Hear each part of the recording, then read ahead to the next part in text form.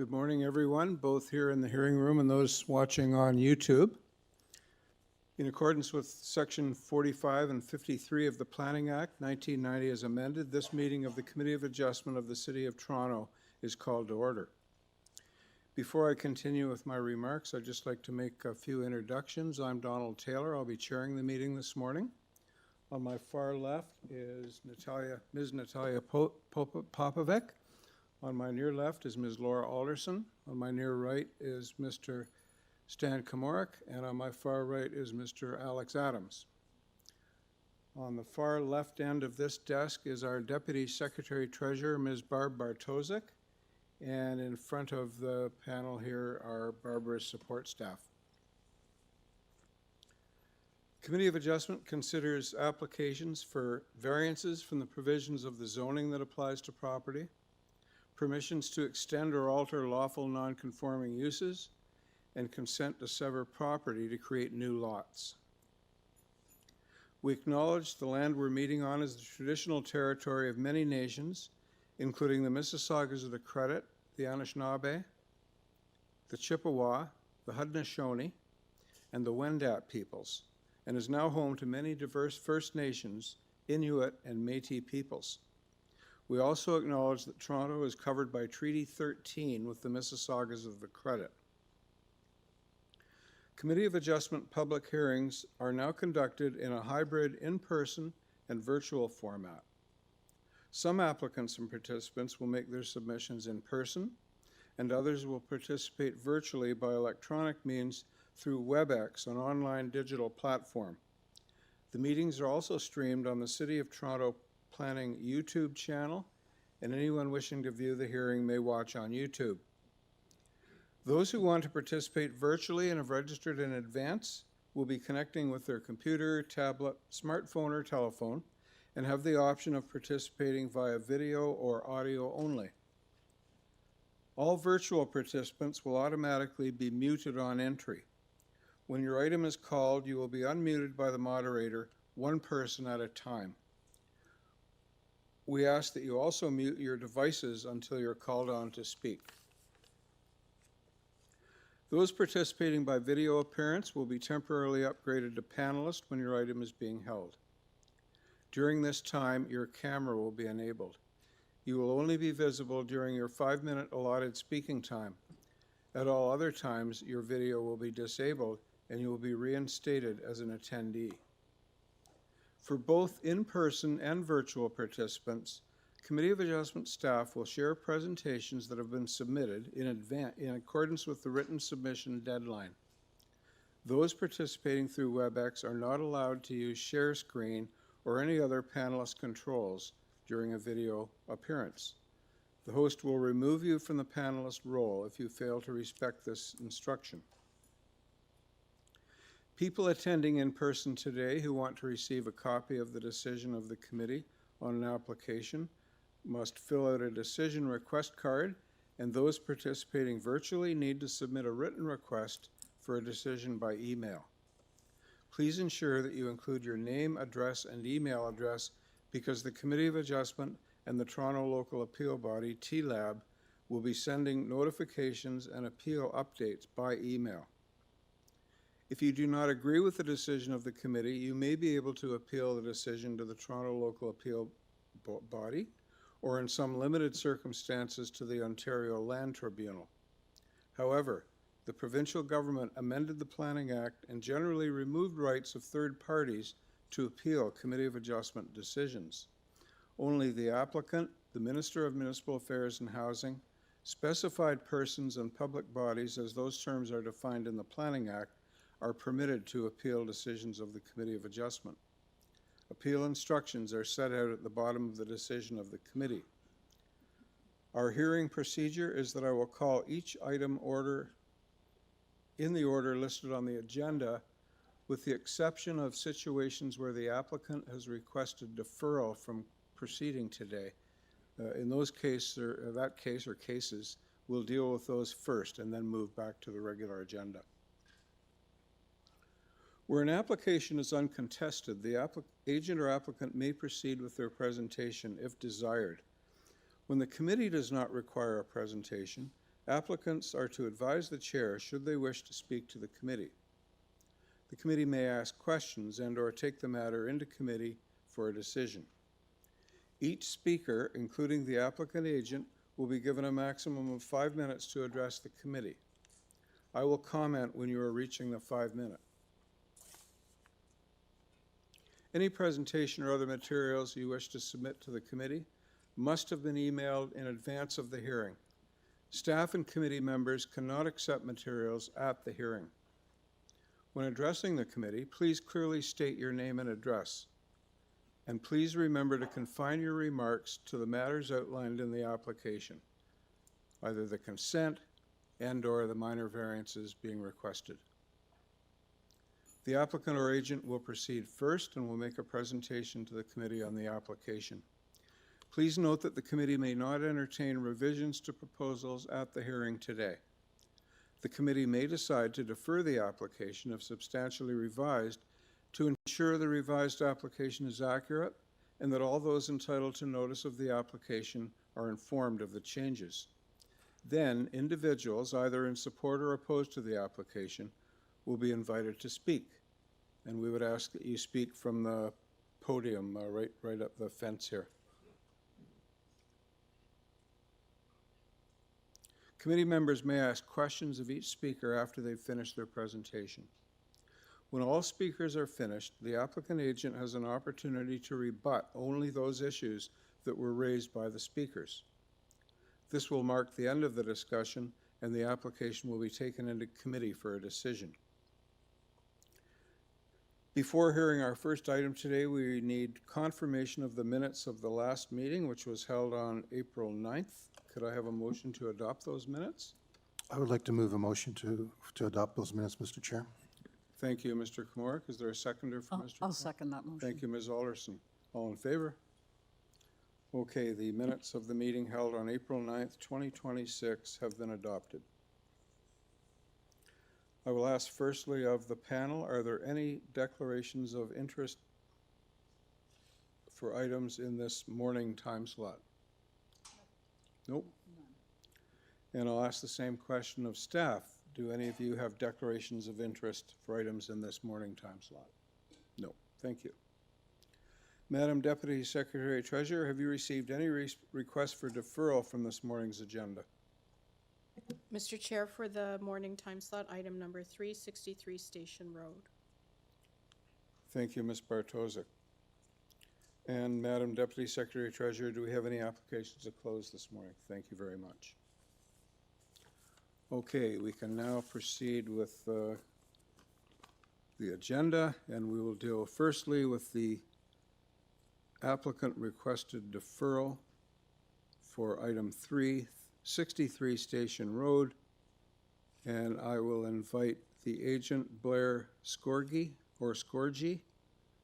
to communicate with us.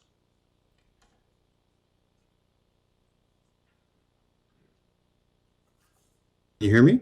Yes. Yeah. Good morning. Thank you. Good morning, and apologies for not being there in person. I'm in charge of child drop-off in the mornings, and it's physically impossible for me to get there for 9:30. Okay. But we are requesting. Sorry, what your name? Sorry, your name and address. Oh, sorry, Blair Scorgi, and the address is 58 Caroline Avenue, in Toronto. Thank you. Yeah, if you can tell us why you request deferral today. So we would like to respectfully request a deferral of this item to a future hearing date. Since the submission, we've received, as I know the members of the committee are well aware, a significant number of comments from local residents. We have attempted to address many of these comments, but given the timelines of submission requirements, I don't believe that residents of the vicinity of the site have had sort of sufficient time to review and understand those comments. We would like to take additional time if we can for further consultation with the community. So the intent is to engage directly with neighbors in order to better understand their concerns and explore what additional opportunities there may be to address them before reappearing before the hearing and rescheduling the hearing. So should the Committee of Adjustment grant our request, which is supported by the Ward Councillor, we would be moving to schedule a formal in-person consultation session in the vicinity of this site in the sort of coming weeks. Following this, we would intend to report back to the Committee of Adjustment on the consultation process, including the notification process, the attendance, key discussion points, and any resulting refinements to the proposal. Okay, thank you. We have a number of registered speakers on this item. According to my records here, there are 12. 6 are in person. We'll hear from them first. And 6 are participating virtually. So assuming my record of people here is accurate, we'll start with the in-person people. I'll just make a general announcement to all of you. Because the applicant has requested deferral to a later date, we won't be considering the merits of this application. So I know you're here because you have issues. We're not going to be hearing or considering or deciding upon those issues today. I'm just going to ask each of you if you are in agreement or not to a deferral to a later date to enable the agent to have more communication with you. So we'll proceed with people who are in person. Firstly, we have Andrew Vanderwall.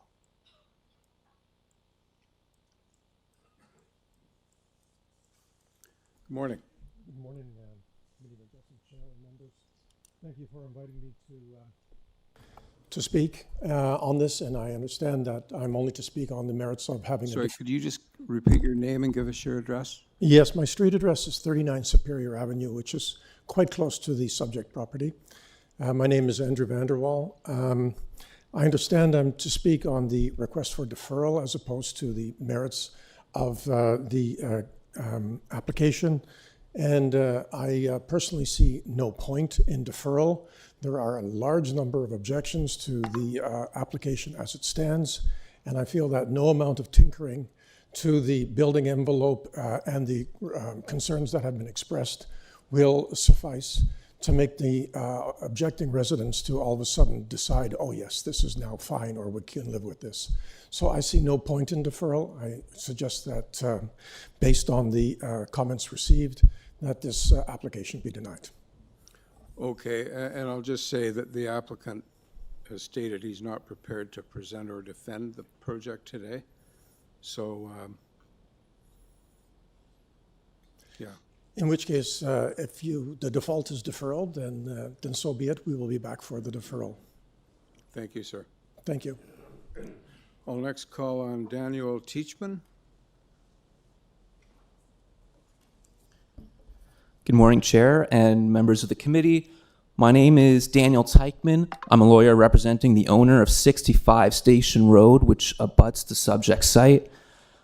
We don't oppose the adjournment in principle. However, if the purpose of the deferral is to engage the community, then we're expecting to see material substantive changes to the application, particularly the number of units being proposed.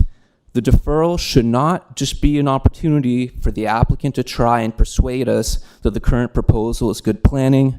It is not. And if the matter were to be deferred and the applicant ultimately returns with the same number of units, then it'll be clear that this was merely a tactical delay. Thank you. Okay, thank you. And of course, we won't know until he's had his consultation opportunity, but point well taken. Thank you. Next, we have Duncan Farnan.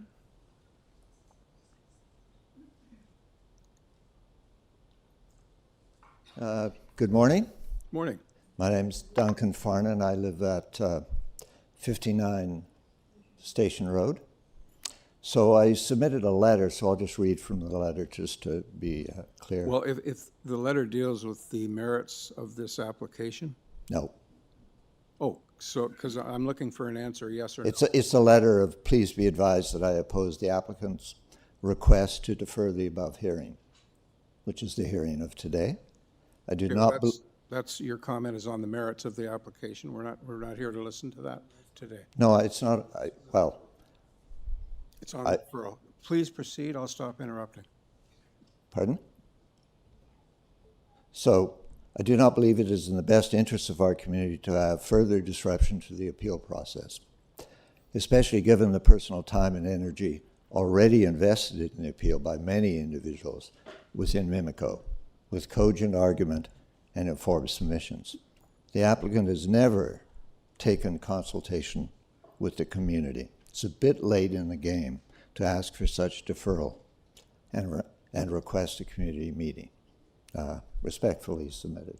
Thank you. Thank you very much. Next, we have Christine Callan.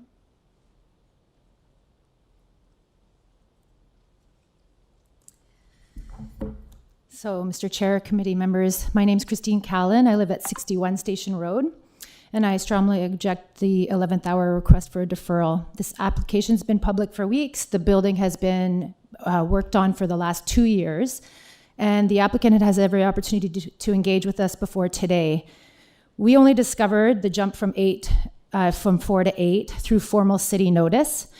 Granting a deferral now places an unreasonable burden on the 139 residents who have organized their lives, submitted letters, coordinated with responsibility to be heard today.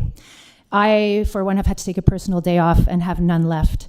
This request doesn't feel like an effort to enhance consultation, but rather a tactful delay, a strategy of exhaustion to wear down community participation. If the applicants were truly interested in our input, that conversation should have happened before they triggered this formal process and wasted all of our time.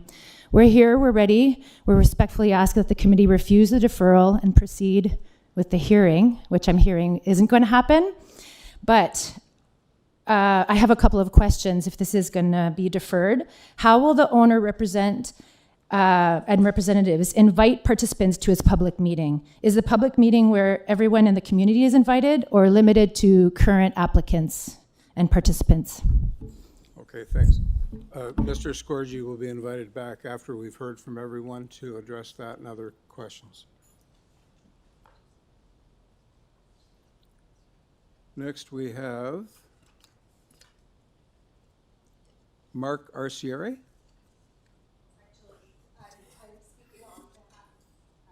Sorry, Mr. Chair, there's actually a Carla and Mark. So Yes, Carla you're speaking and for both, correct? Perfect. Thank you. Thank you. Good morning, Mr. Chair, committee Morning. members. Thank you very much for allowing me to speak. My name is Carla Arcieri. I'm at 69 Station Road, just a few doors north of the applicant property. The applicant now requesting additional time to consult with neighbors is sheer silliness. This application has been in process for some time, and there's been absolutely no meaningful consultation with the community prior to this point. The applicant revised their proposal recently, which was a clear opportunity to engage with all of us as neighbors. At this stage, they could have chosen, and they did not. The request for consultation is only coming after significant opposition. The community has expressed their concern and their position. We have over 130 letters of opposition on record. The community is aware of the proposal, has taken the time to review it, and express their concerns in formal and documented way. This deferral is not necessary for the committee to make a decision. I believe that the committee has before it the full application, the list of variances, the planning materials, and extensive written input from the public. This is sufficient information to evaluate the application under the 4 tests under the Planning Act. So I believe that a deferral is not required to make that determination. Also, I want to address fairness and process considerations. Granting a deferral at this stage raises concerns about fairness. Residents have had that opportunity to review the application, submit comments, and we're prepared to attend today in this hearing. Delaying the decision now places an additional burden on the community, particularly when the applicant has had earlier many opportunities to engage with us. While consultation is generally positive, it should occur early in the process, not after significant opposition has already been received. Consultation is most meaningful when it happens before an application reaches this stage, not after more than 130 letters have been submitted. There's also no indication at this time that the proposal will be meaningfully revised or that the core variances will be reduced.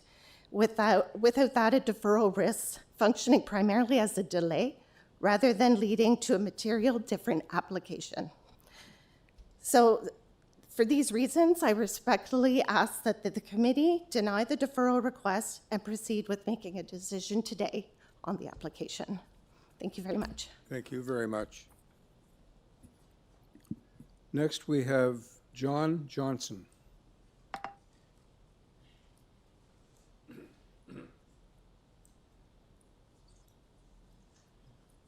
Good morning. John Johnson, 67 Station Road, 2 doors up from the property in question. I will be brief. The people that are running this project have not consulted with us from day one, basically. And now that they feel the heat, they are deciding that they need more time.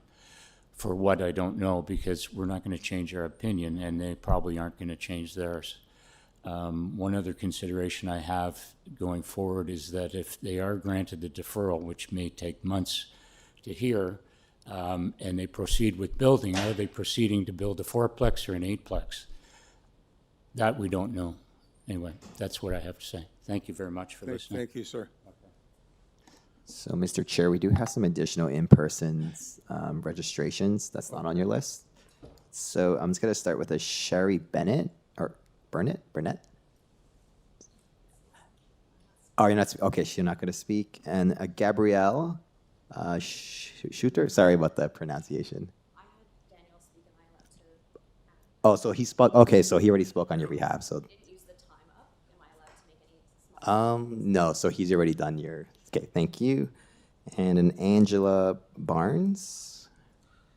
Angela Barnes. Nope, okay. That's it from my end. And so we have some virtual ones I can connect now. Yeah. Is it possible that any of those people that registered to be here in person are now available virtually, or is a check-in worthwhile?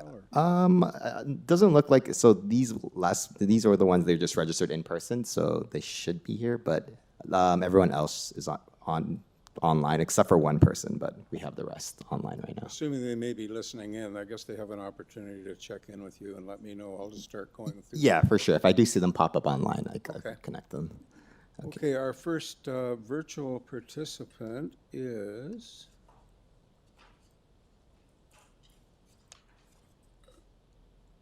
Angela Girardi. Is that one of the people that you called? Good morning, I'm here. Good morning. Good morning. I oppose the Could you give us your name and address? Oh, it's Angela Girardi. I live at 1 10th Street. Okay. And the spelling of my last name is Giraudy. Thank you. Okay, proceed. I'm in the new Toronto pocket, not the Mimico pocket. When I heard of this development, I had to oppose it. I oppose the deferral by the applicant. I support the immediate neighbors, that this has gone on long enough, and the applicant has had many opportunities to ask for community input and has not. I feel this is a very stalling tactic on the applicant's behalf, particularly even this morning. He couldn't make it on time to the meeting because he had a personal issue. We all have personal issues, and we all made it to the meeting. That's my comment. It's very hard for me to understand how this application got this far. I can't imagine living next door to 3,000 square feet per floor times 4, 12,000 square feet on a 30-foot lot. This should have been stopped a long time ago. I'm afraid the Lakeshore and other neighborhoods will be affected by this decision. It's a very negative application. I'd like to know how the applicant thinks he will consult with the community, not just the neighbors. This is very important to all of the Lakeshore. That's the fear that I have with this development. That's all I have to say right now. Thank you very much. We next have Stefan Lucci.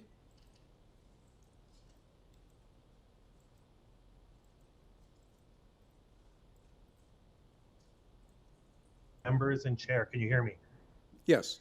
Excellent. My name is Stefan Luciu, and I'm located at 182 Queens Avenue and live there with my family. We're immediate neighbors of 63 Station Road, immediately behind the property in question. I'm going to echo the comments of the second applicant, counsel for the second applicant. I do not oppose in principle the idea of a deferral, but question the utility of such a meeting. And I wonder how it's going to be structured to accommodate all of the complainants that have actually gone through actually making an application here, and the larger community in step with that as well. Simply having a meeting on an evening where perhaps a fraction of the people may be able to attend to check a box and come back and say they've consulted is concerning, to say the least, and is most likely a delay tactic and an opportunity to again check a box that would make them seen in a better light in a broader scope of what's going on. I do hope if any such consultation does occur, that the applicant comes with actual concrete amendments and proposals to each of the applicants that has been listed here, as well as the actual broader community as well. That's my points today. Thank you. Thank you, sir. Next, we'll call on Haslin Gui. So Chair, that was the one that they're currently not present online. Let me just double check. Yeah, I don't see their name online. Is Caslin in Chambers by any chance? No. Okay, we can go to the next one. We'll carry on then. Yep. Charlotte Sheesby Coleman. Let's see here. 1 second, just gonna connect her.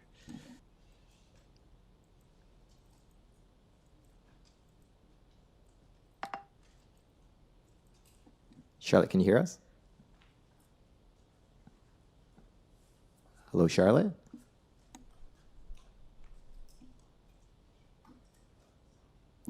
Charlotte, you are unmuted, so you can speak now. Let me just...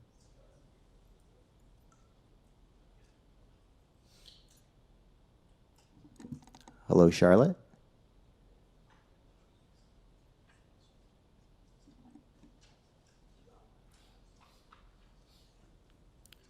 Finally, Gail Galea. Yes, good morning. Good morning. My name is Gail Gallia, and our address is 190 Queens Avenue in Toronto. I would like to say, I'll keep it brief, I also oppose with a request for deferral based on many of the very good points that have been brought up by the other neighbors and have already been stated. What I will say is this project has been underway for 2+ years, and the structure is proceeding as we speak. Seeking public input at this late hour seems to be a delay tactic and, in my mind, very disingenuous by the owners. To allow the deferral and the construction to proceed, this allows continued disruption and imposition in unfairly to the neighbors as it's underway. So for these reasons, I believe that the applicant has had more than enough time, seeing the state of the construction that it's currently in. And if he isn't, then that has, to me, reflects on what kind of a individual or company that we're dealing with, and there should be no reason or justified reason to delay the decision because it is affecting a whole neighborhood. That's all. Thank you, Ms. Galea. So, Mr. Chair, I just got an email from Charlotte, so I'm going to try connecting her one more time.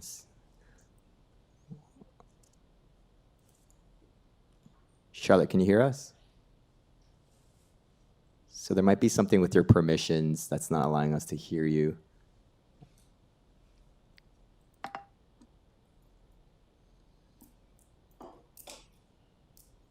was just saying I'm trying.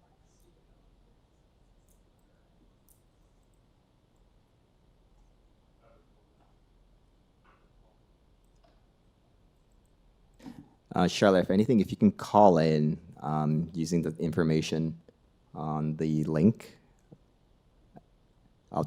or on the email, sorry. I'll try to unmute you again and see if that works.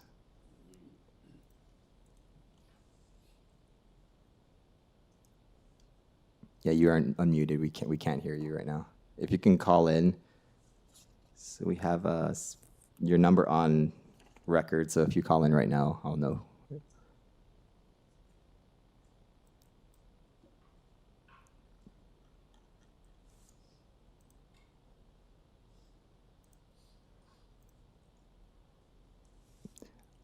You are unmuted right now, Charlotte.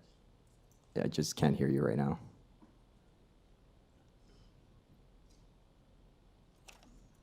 Yeah, I think we're going to have to proceed. So Charlotte, in your email, you will be notified when this item comes back into a hearing. You will be added as an interested party. Okay, we have heard from all of the people that wish to speak to this, except for Ms. Sheesby-Coleman. Oh, sorry, Mr. Chair. There was actually one more, Elizabeth of Zevado, 66 Station. Sorry about that pronunciation, but. So he was in person. I forgot to mention that one. Yeah, thank you. Yeah, my name is Lizwart Azevedo, owner of 66 Station Road across the road. I also disagree with the deferral, just like all my neighbors. A lot of time has been spent on this. I don't think any amount of time is going to change our decisions, at least not mine. So I don't understand why we have to continue with this any further. Okay. Thank you. May I ask a question? Yeah, sorry. Question I was for you, hoping sir? that someone would show up from number 66. Yes. So how many units are there in that building? 16. 16 units in across the street? Yes. Okay, thank you. That's all I really needed to know. Thank you. Thanks. So, Mr. Chair, I believe Charlotte called in. I'm going to try one more time. I believe this is her. Give me 1 second.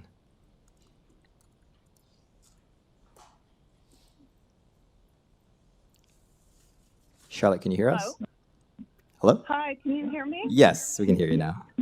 Oh, God. Okay. I don't know what's going on. Anyway, I apologize. I'm getting an echo. Can you hear me okay? Yep, that's no problem. Just state your name and address, please, for the record. Okay. So my name is Charlotte Sheesby-Coleman. I live at 9 Stanley Avenue, which is about a block away from the property. I have written a letter. I think this application and the applicant are so cynical and disrespectful.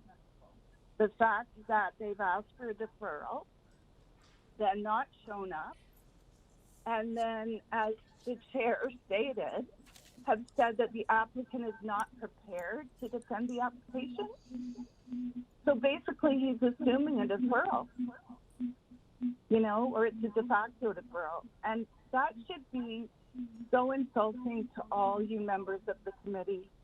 This applicant has thumbed his nose at the community. You look at the 11th hour document that he sent to try to say that he was dealing with some of the issues was completely false and misleading, talking about porous concrete at the last minute. When you look at the application, and I Googled porous asphalt, which is impossible because it has to be 3 meters away from the foundation of the building. The fact that they put in a parking spot on April 16th, when somebody would have to back in or out 100 feet past the entrance of the building. I mean, this is so insulting, and this applicant has been taking over our neighborhood. And, one of the letters of support that he put in is from another property of his at 109 Cabal. The other letter of support is from 111 Cabal, which is beside it and is a hole in the ground. 4 of the letters of support came from his family members who live in the community. And I know this because I've lived here for 39 years. And the same applicant did a similar build, although not nearly as offensive, 3 doors up from me. I know who his family are, and I know where they live. So for now, they're Mr. Scourgy to not show up because he has child care issues, that's insulting. And for him to then say that he is not prepared to defend the application. So I just want to say one more thing. I fought 2 T-Lab applications successfully at 11 and 15 Stanley. And on one, the main issue was the trees, urban forestry. They didn't bother to get a report about the tree issue. And then after the decision came back on 15 Stanley that I had won on that issue, their representative stood up and said that he wanted a deferral to get an arborist report. The member at T-Lab very wisely saw through that cynical last-minute request and denied it, and we had to go forward with the hearing, which they lost. So for you to now approve a deferral, a cynical, disrespectful approval, thumbing their nose at the city, at the Committee of Adjustment, and at the community would be abhorrent. I urge you to deny the deferral and to tell the applicant that they must go forward. And if they can't, then I urge you to deny this application. Thank you so much, and I appreciate you taking the time to let me get through. As you can tell, I'm very emotional about this because I love my neighborhood. And this guy lives in Maple and is just coming here to make money. Thank you so much for listening. Thank you very much, ma'am. Has somebody got a microphone on? Oh, sorry. Yeah, a stethoscope. Okay, I think we can now invite back Blair Scourgy. Mr. Scourgy, are you online? I am, sir. Okay, so you've just heard unanimous agreement that against a deferral today. You've consequently heard unanimous agreement that you should proceed today. You've also heard unanimously that there's extreme doubt about the merits of having a consultation. These people, from my read, do not now and will never support 8 units in this building. We can either hear them say that now or hear them say that later. I would ask you if you are willing to reconsider your request deferral, knowing that there's a possibility, and I say this without an attempt to influence my panel colleagues, there is a chance that your request for deferral could be denied today. So what's your feeling right now on whether or not you wish to proceed? Mr. Chair, if I could clarify the record, I do not believe I actually said that I was not prepared to proceed today. I am prepared to proceed today. In fact, I submitted a presentation slide deck as part of the public record in anticipation of speaking today. Okay. And I apologize again for not being able to be there in person. I live on the east end of Toronto. My wife is a hospital manager. I'm the only member of my household with any kind of flexibility, and I don't have any family support. So I apologize if that offends members of the public, but I'd also like to clarify that I am not the owner, the developer, the builder, or the architect for this file. I am the planning consultant, and I was only retained once the decision was made halfway through construction to seek a variance or a series of variances to convert this from a legally permitted fourplex to an apartment building. So I would just like to clarify for the record, because I get the sense that there's a lot of anger towards this particular applicant and the owner, that I am simply the planning consultant here. So I hope that that is clear for the record. And my involvement dates back a matter of months. And I have had no prior involvement with this landowner, with this developer. I am simply the planning consultant that they chose to retain to represent them today. So let that be on the public record. Yep, thank you.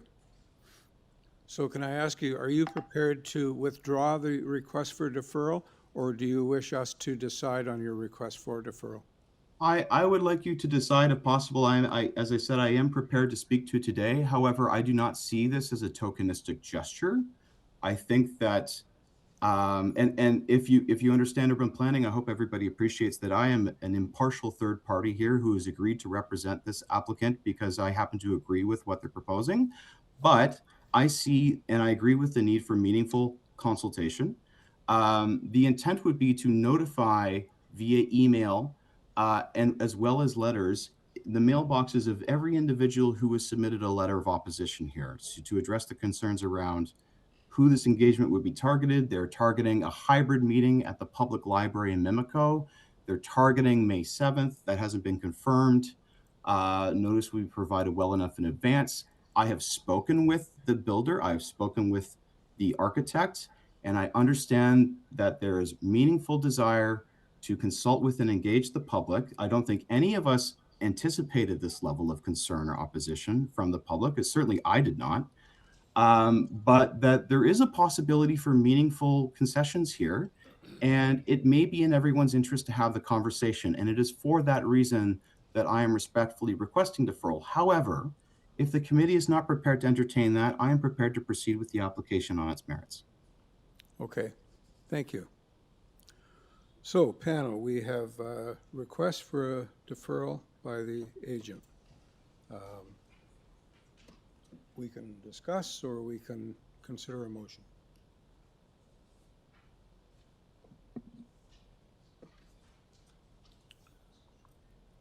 Mr. Komorek, you look ready to say something. Mr. Chair, I just wanted to make some comments. The applicant has removed 2 of the variances, so there is already an amendment to the original application. I have mixed feelings about doing a deferral. I do want to recognize that this is the first request for a deferral. If this were a second or subsequent request, I would wholeheartedly agree with all of the deputants that it's a stalling tactic. I'm not sure if the applicant will have a chance to seriously change the minds of those who are opposed to 8 units in this residential area.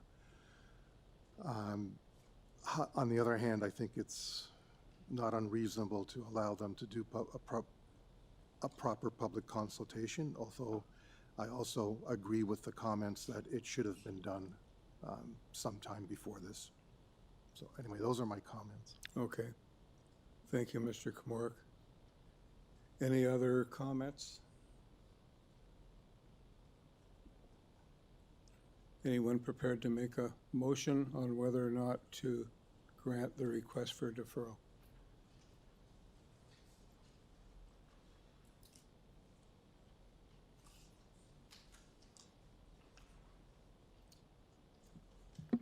I'd just like to say, after going up and down the street on Street View, that there are a lot of multiplexes on this street. This is not the only one. And in fact, we heard from the owner of number 66 Station Road, and there are 16 units in that building. So I just wanted to put that out there. This is not an unusual situation on the street.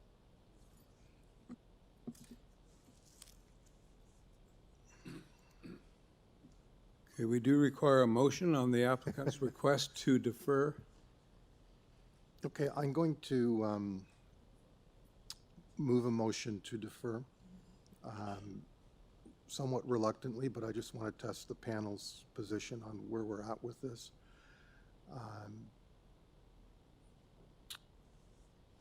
I don't see a reason to not give the applicant a chance to do a proper processing with the community, notwithstanding they hadn't done it in the past. So I would move a motion to defer so that the applicant can take some time to present his position to the public and the community. Is that like everyone gets a second chance?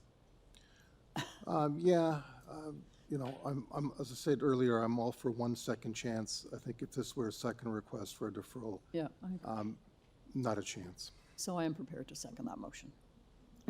Okay, so we have a motion to defer, which has been seconded. All in favor? Opposed?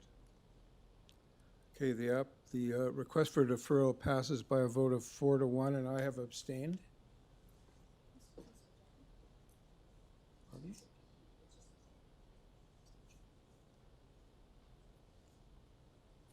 So your question was answered? Yes, thank you. Yep, thank you. Okay, so item 3 has been deferred.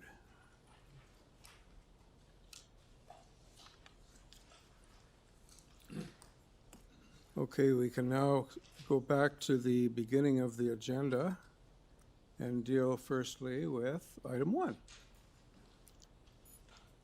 Item 1 is 24 Taylorwood Drive. We have urban forestry conditions 1 and 2. We have a planning condition. We have Ravina Natural Features have recommended denial. And then they follow that up with a freestanding memo saying they could accept condition 2. TRCA is okay with this application. We have 22 letters of opposition and 7 letters of support. The agent is Bill Uhtred. Mr. Uhtred, I think you're available virtually? Yes, I am, Mr. Chair. It's Bill Outred. Okay, thank you. If you could just no problem. give us your address and then proceed with your presentation. Sure. My address is 2140 Weston Park Drive in Oakville. And we are here today to present the application for 24 Taylorwood Drive. This is for a new build that basically replaces the existing house. And there's a number of variances in association with the proposal that I'd like to go through. Just to note, we have provided a presentation. The presentation variances are not in line with the, the variances that are as part of the public notice. I apologize. The variances are in line with the listing on the zoning notice. So just so there's no confusion there, I will go through them per my presentation. So we can go to the next slide, please. There are, as I said, a number of variances. The number one being maximum floor space index. In this instance, 0.45 times lot area is required, or 0.51 times lot area, 786 square meters in size. We just provided a chart of a number of other homes in the immediate area that show the compatibility. All these variances for FSI have been approved by the committee. There is others as well, but these were the higher ones that were more or less in line with the submission that we have. 9 examples in this instance, the highest FSI being 0.77. Just as a note, planning has noted in their comments as well that this proposal is compatible with others in the area. Next slide, please. Overall height variance, we're 11.14, whereas 9.5 meters is required. As well, another variance being exterior walls height, 7.2 meters being required. This sort of indicates where the maximum height is, 11.14, where the wall heights are at the front elevation as well as the side elevation. There are compatibilities. Next slide, please. Compatibility with other variances that have been approved in the immediate area, including a number of homes on Taylorwood.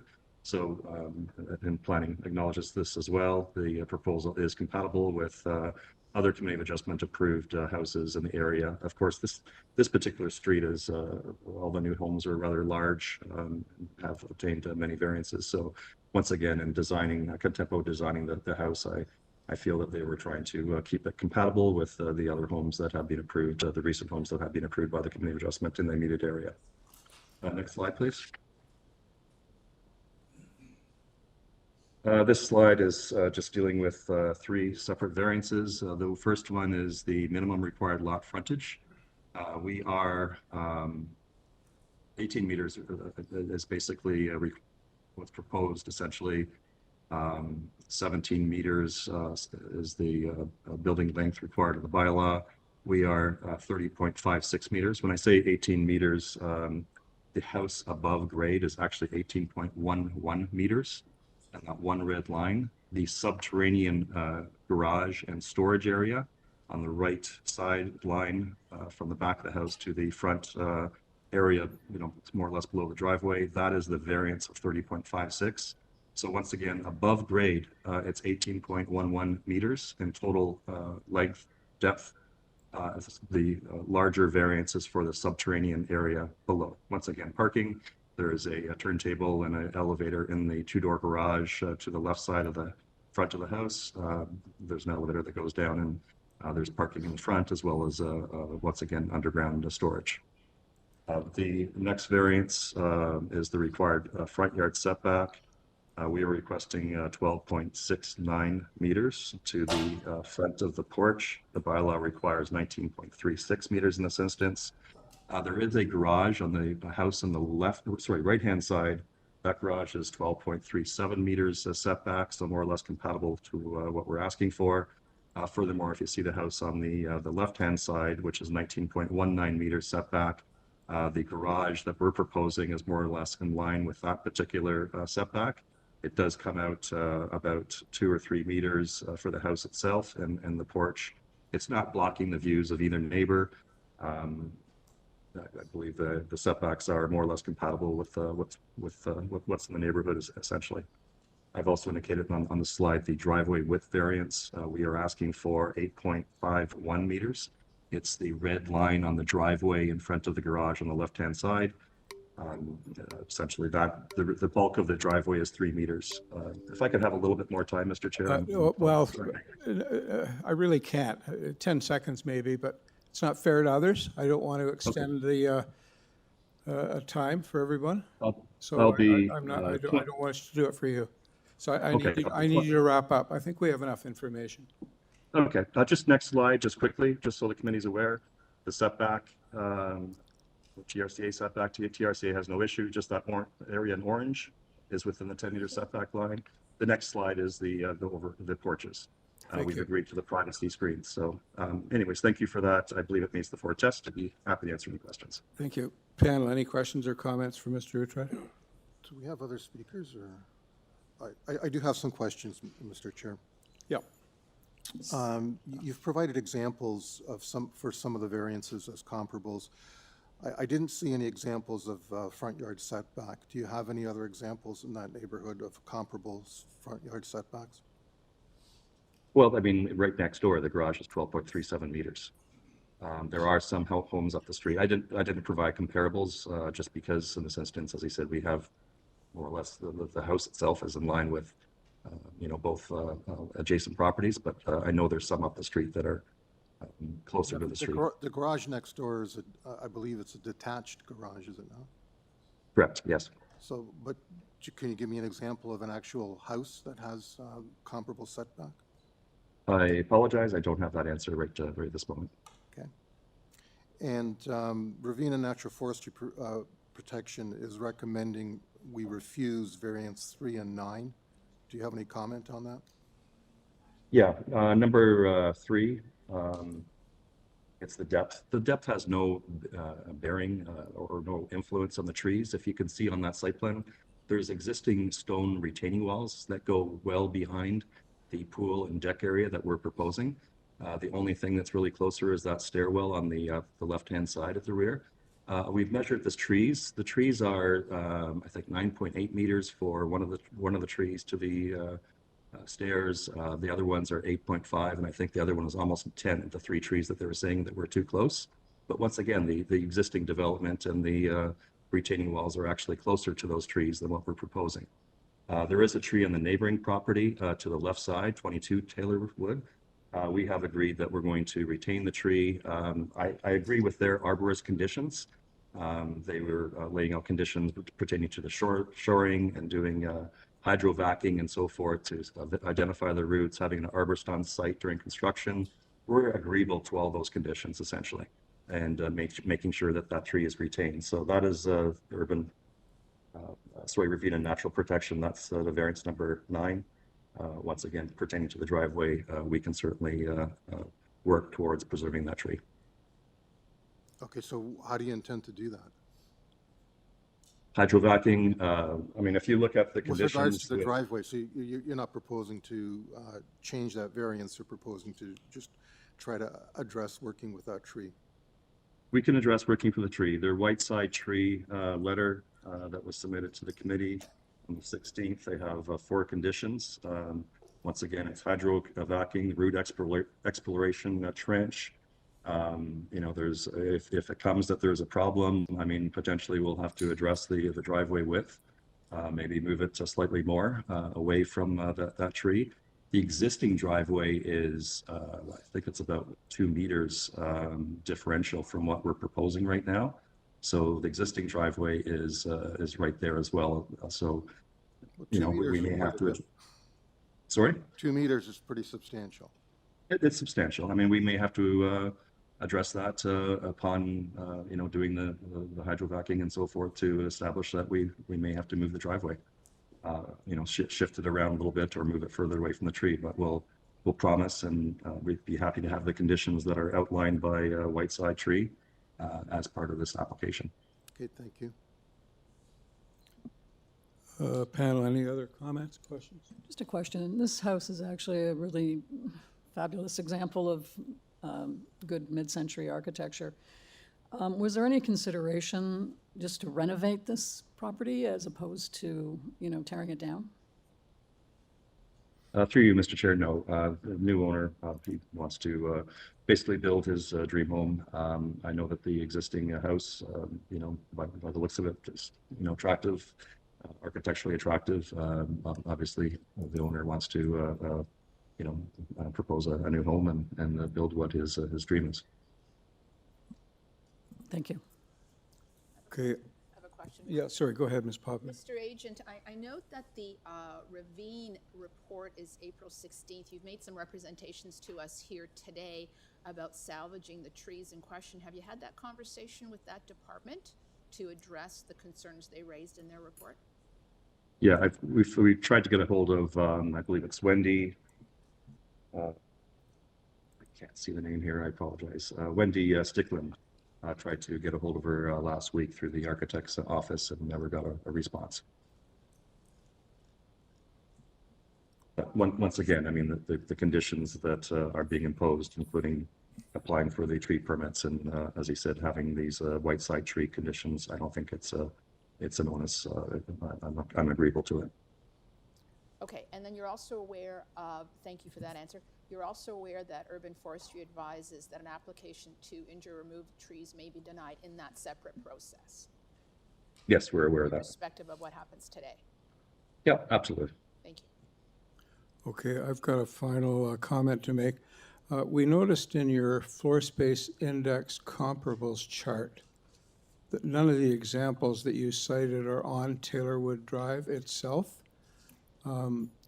We principally or primarily consider variances in the context of the immediate area, not other streets. Do you have a comparable on Taylorwood Drive that, and I've taken a look at the street up and down on Google Street View. I don't see any 8,500 square foot houses on that street. Did I miss something, or is there a house of approximately that size?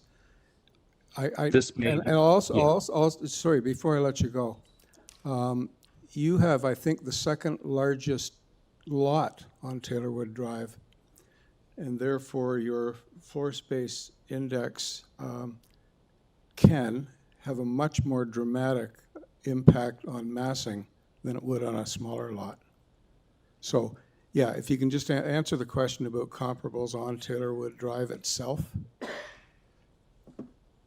Anything close to 8,500 square feet? I don't believe there's one 8,500 square foot. There is some smaller ones that have been approved. I unfortunately just don't have those in front of me right now. But I think when my staff were doing the comparables, they came up with ones that were more or less identical as far as what the floor space index were requesting. But no, I don't have it in front of me right now. I don't have the ones on Taylorwood. Okay, thank you. And certainly nothing in that block, in that context. The immediate. Yeah, there's a lot of FSI variances in the area. As I said, I think we're just identifying the ones within the general vicinity that had comparables. Okay, thank you. Okay. Are you good? Okay, thank you. So we have an interested participant, the immediate neighbor, Elizabeth Langill.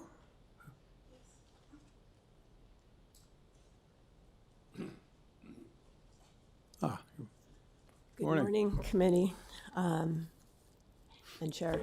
My name is Elizabeth Langill, and I am co-owner of 22 Taylorwood Drive, adjacent to the proposed new build. Our property sits immediately east and down slope from the subject property, 24 Taylorwood Drive. I am here to raise concerns that these variances do not meet the 4 required tests for approval. I have a detailed submission that's included with their application. Particularly, our property being east and down slope, some of these variances will, because of the slope, be more significantly impacting our property and an enjoyment of our property. For example, the maximum exterior side main wall height is especially important on slope lots because it governs perceived height and massing. So this structure that they're requiring, they would like 2 more meters.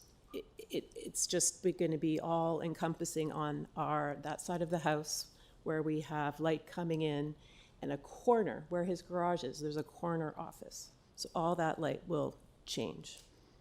Our on-slope lots, wall height is massing, and this impact is not minor. While it may appear on paper the request for the increased floor space, and as the chairman indicated, this is very unique on our street, the slope and the constraints of the impact is much greater because of the excavation and massing. The placement of the proposed development closer to our property and forward will change the critical management of draining and grading. And there'll be less capacity for water infiltration. Our Taylorwood is sloped from his lot to ours and down, and it also swells down toward the ravine. So this is not just about building size, it's about how water moves across the site and tree impact. The impact is not minor. The driveway width will limit the protection of landscaping and drainage. The wider driveway increases hard surfaces, reduces tree planting, and worsens runoff. And it's a slope site, so the water will naturally flow downhill to our adjacent property. The driveway expansion and application for increased variance with reduced setbacks all impact the viability of my mature tree that has been identified by their arborist report. I hired an independent arborist to look at the impact of this build on my property. He has confirmed this and has made suggestions. The proposed building is overly long, tall, and bulking with massing that does not transition with adjacent surrounding homes and really not with ours at all. The proposal request for variances will directly impact how we live. The side yard wall height, positioning, and build towards our property will impact us. This will overwhelm our property. It also relies on the injury of a mature tree on my property, which I do not consent to, and a development would not be considered appropriate if it impacts impacting our neighboring private property. My understanding is that applications must be evaluated on its own merits. I recognize that they have provided comparables for heights and different measures. But this site is unique. It's sloped. It's environmentally sensitive. It's on ravine. The conservation covers all of our properties from the street all the way back to the ravine river. This application is for overdevelopment of a constrained slope site that does not fit within the intent of a planning framework. We support Urban Forestry's request for deferral of this application. I also respectfully request deferral. We believe that this needs to be a redesigned property that respects zoning standards, doesn't require 12 variances, preserves existing mature trees, especially on neighboring properties. However, if you do consider approval, I request strict conditions to protect the health of my trees, whether they are on the front of the property or in the ravine, because they have misidentified some back there that's also included in the arborist report.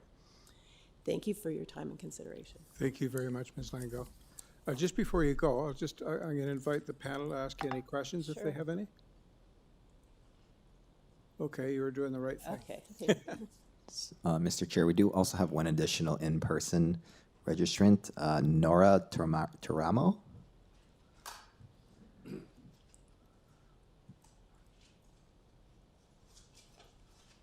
Morning. Good morning. My name's Nora Turano. I reside at 25 Taylorwood Drive, which is adjacent to 24 Taylorwood Drive. Good morning to the committee. Sorry, it would be across the street, right? Across the street, yes, sorry. Good morning to the committee, and thank you for the opportunity to participate. We purchased our residence in the year 2000. We had moved there for the open space feel, the green space, and mature trees. To help clarify, the garage next door, cited by the agent at 12.3 meter setback, was existing. We oppose the current plan for the following reasons. In our opinion, a request of 11 variance deviations is not minor in nature. The present plan directly identifies the need to remove existing mature trees as per an arborist report. Already, a number of mature trees have been taken down in anticipation of this build. Some of the highlights include a dwelling length of nearly 100 feet. The current allowable is 50 feet. Maximum platforms is currently I'm not sure if that's a meter. The request is 3 meters. Maximum allowable area above the second story is 4 meters square. The request is 11.24. Not to mention a 44.53 rooftop terrace, almost 500 square feet. The 20-foot driveway width maximum has now been an ask of 28 feet, albeit in a circular in nature. All this while the front of the home setback request has been moved 22 feet closer to the road. We wish not to live in a concrete jungle. This build violates the Conservation Authority's guideline on 2 instances and compromises storm runoff. I'm not saying don't build your dream home, but build it somewhere else without impacting the people who must endure the consequences of your actions. However, I am asking the committee to uphold the bylaw requirements and build within the zoning bylaws that are set out for the benefit of the residents. We don't want to kill trees and upset the native and natural beauty of our neighborhood. Thank you for your time and consideration. Thank you, ma'am. And just if you can stay put for a minute. Questions, comments? Okay, thank you very much. Thank you.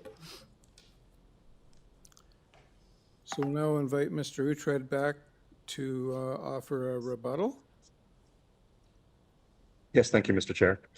I appreciate the neighbor's comments. I did speak to the neighbor last week at 22 Taylorwood next door. Commented pertaining to the preservation of the tree, and you know, obviously our arborist is willing to work and make sure that that tree can be preserved. And as I said, I'm happy to have the Whiteside trees, the neighbor's arborists, have those conditions as part of this approval today. Not an issue. Pertaining to the size of the house and the setbacks and such, as I said, we have sort of evaluated the compatibles. I acknowledge that there is not a house that has the FSI on this street that's the same as what is as part of our proposal. There is certainly variances height-wise and so forth. You know, I believe that the massing and such is more or less compatible with what is nearby.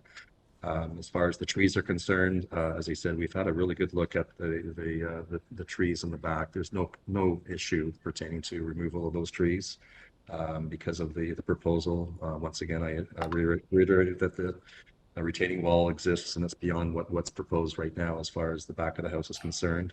I think with the conditions that can be imposed pertaining to the whiteside tree, maintaining the neighbor's tree as such, and going forward with the other conditions that were specified in both the planning report and the urban forestry report, I don't think there's any detrimental harm to any of the canopy, adjacent to and behind this particular home. So I do believe it meets the 4 tests. I'd be happy to answer any other questions. Thank you, Mr. Uhtred. Panel, any questions or comments? Sure, maybe I'll kick this off with, I'm still pretty concerned about variance number 9. I know the applicant spoke to the whiteside tree report, but I'm still a bit unsure, and I'd like to hear what the other members here about that, think about that.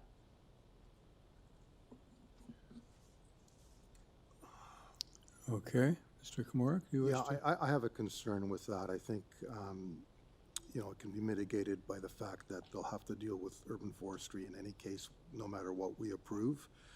But I don't feel comfortable approving that variance from the get-go. It's a substantial variance, and it's forestry obviously has a concern with regards to that. So that's my position on that particular variance. Anything else? Mr. Ms. Popowich? Mr. Chair, yeah, I do continue to have concerns with both variances 3 and 9, subject to these comments from my colleagues.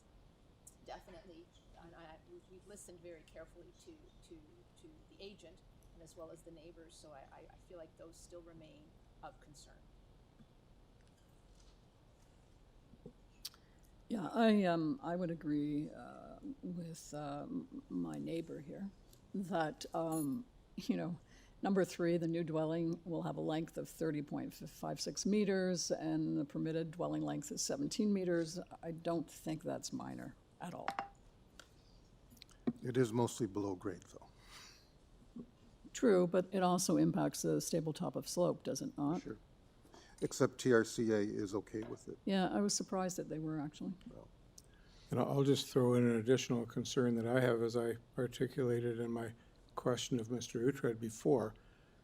I'm not comfortable without seeing comparables on Taylorwood Drive itself. I'm not at all influenced by comparables outside of beyond this street. I was interested in knowing about Taylorwood Drive. Evidence to that effect could not be provided. My own inspection of the street did not show anything close to the massing of this lot.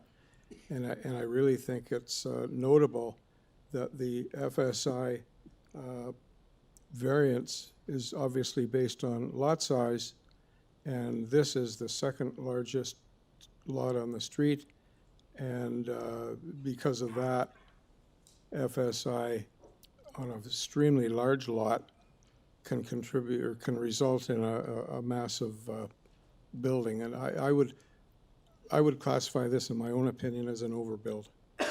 So, I think we've all said our piece. Yeah, I would echo some comments to that, Mr. Chair. I think the variances individually can be justified, but taken together are problematic because we weren't given an example of a comparable front yard setback other than the garage next door. I don't believe there is a comparable. And as you said, the immediate context, the FSI doesn't even fit in. And then when you add the height variance to that, it really contributes to a massing that will that will lead to a perception of overbuild for sure. And Okay. Based on that, I think I'm going to move into a motion to refuse. I'm so we have a going to motion to add refuse? to that the topography of the land too as well is problematic because it does impact the massing. So, because it is on a slope. So I am going to second that motion. Okay, we have a motion that's been seconded to refuse this application. All in favor? Opposed? Okay.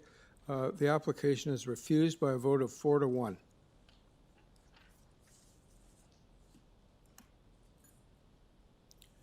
Thank you to the agent and the neighbors. We'll now move on to item 2, 28 27th Street. This is, purpose is to legalize and maintain a one-story rear Just to addition. clarify, it's 2B, 28th Street, 2B. not 28. Oh, 2B, I'm sorry, yes. To be or not to be? 2B, 27th Street. The purpose is to legalize and to maintain a one-story rear addition and a second-story rear platform. There are 3 variances. We have a support petition and opposition from the Long Branch Neighborhood Association.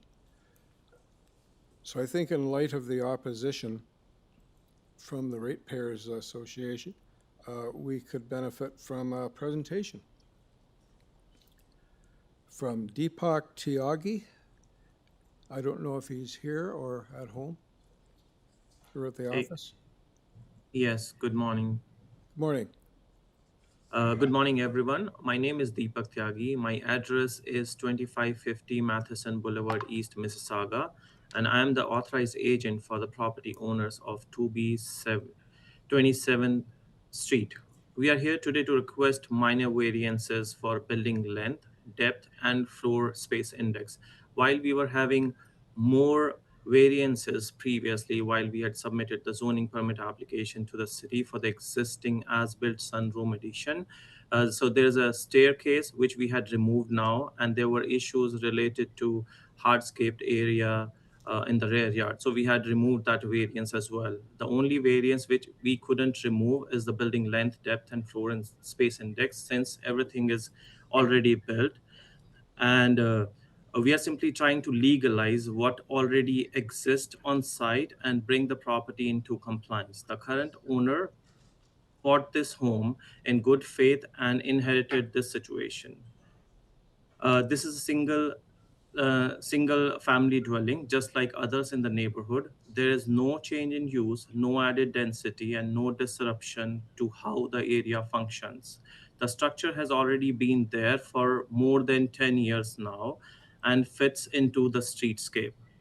Yes, the numbers may be high in terms of zoning bylaw compliances like FSI, depth, and length, but the key thing here is nothing new is being added. We are just retaining the existing structure. We are not expanding it further. So in terms of actual impact, the purpose of the bylaw makes sure the development is appropriate and still being met. This is really about finding a practical solution. Approving this avoids unnecessary demolition and hardship on the current owner. This will resolve a situation the current owner didn't create. It was inherited. The structure has been there for nearly a decade, and there haven't been any real issues that tells us it is working fine in its current context. The neighbor has submitted, both the neighbors had submitted a letter of support as well, which shows there is no impact on them as well.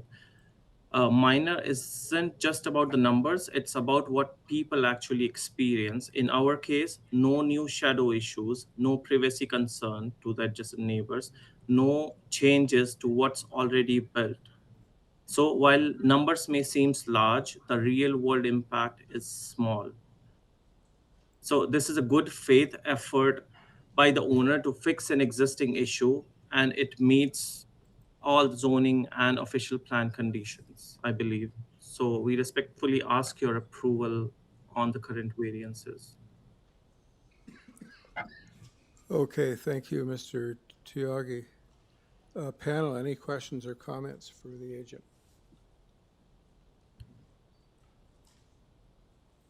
None? Okay, then I think we can go into committee for discussion if we need it, or a motion. No. Just the objection letter from LBNA. And there's no one registered to speak as well.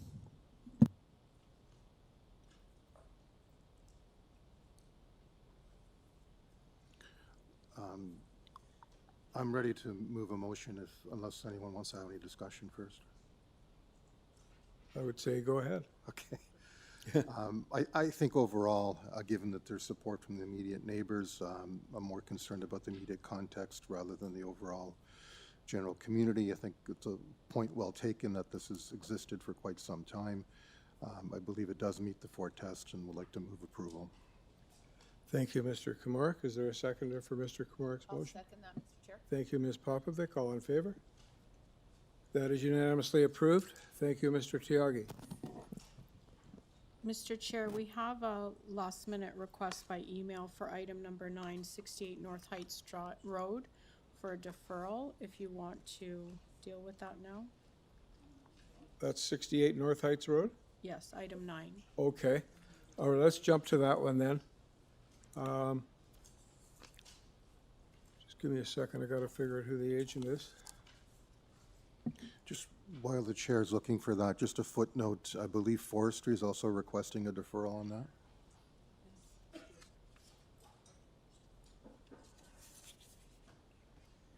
Sorry, number 9. Stephen Lindy's the agent. Mr. Lindy? Good morning, Chair, members of the committee. My name is Stephen Lindy, architect for the proposal. Yeah, good morning. So I understand you wish deferrals this morning.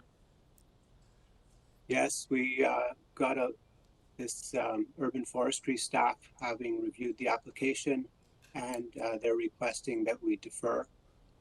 We are okay to request this deferral based on that, but at the same time, it's the only really issue.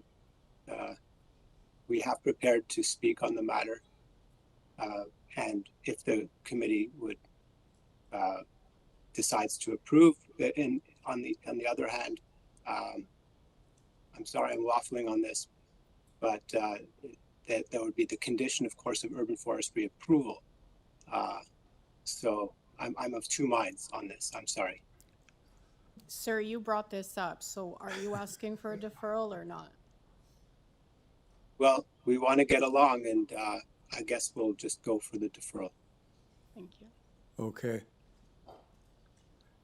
Pam, any questions? Not really, although there's no opposition to this, so I would not have been adverse to just go forward with it, but that's the applicant's choice. Yeah, I think he's expressed himself as having chosen. If that's what the applicant wishes, I'd be happy to move a motion. Okay, let's just hear the matter when we get to it. Okay. I'm like, let's just put me on the list to go for it. Well, the members are considering a motion at this point, so can the members decide on that? Mr. Chair, I appreciate there's a little bit of confusion, but on the basis of the request for the deferral, on the basis that it is consistent with urban forestry's first position to have a deferral, and on the basis of encouragement to discuss and resolve and communicate better, I move to defer this matter. Thank you, Ms. Popovic. Is there a second for the motion to defer? I can second that. Thank you, Ms. Alderson. All in favor? Opposed? Okay, the application has been deferred by a vote of 4 to 1.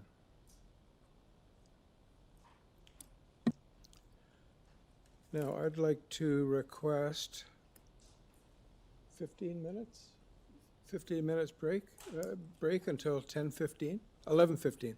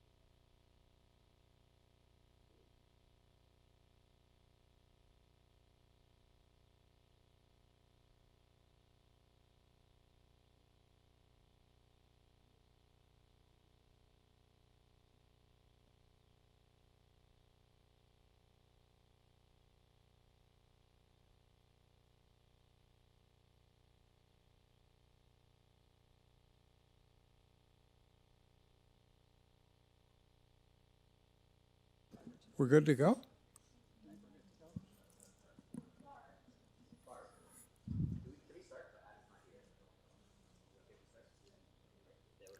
Okay, thanks for indulging us in a short break. We next have item 4, and I just want to ask our Deputy Secretary Treasurer if it would be okay procedurally to hear both applications at the same time. It's the same, the variances are the same, the purpose is the same, the agent's the same.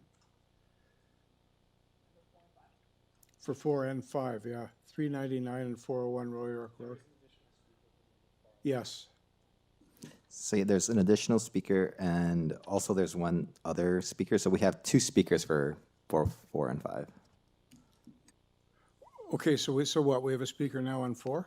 We didn't before? Yeah, so we have a Marvel Randall. He did register for the other item 5, and then we also have a Peter from 60 Crane Avenue also wants to speak for both. Okay. So does that make sense, Barbara? Hear them both at once? But I'm thinking we should get 2 motions in the highly unlikely event that some of the panel may wish to support one and not the other. Well, it's semi-detached, so I think that would be difficult. Well, there's a semi on each one though, Yeah, right? you can make separate motions. They're separate owners. Let's But- do that. yeah. 1 hearing, 2 motions. Okay. Good to go? Okay, so firstly, items 4 and 5, 401 and 399 Royal York Road. Or sorry, Kipling Avenue, yeah. The item is Costa Derbish. And I'll just do a quick summary here. Both applications are to construct new semi-detached apartment buildings containing 6 units. They both have 7 variances. They both have urban forestry conditions 2 and 3. Planning is okay with both of them. We have a Metrolinx advisory and a transportation review. This is something we have to discuss, whether it's a condition or we've got some issues on implementing that aspect of the applications. So anyway, if I can call on Costa Derbish.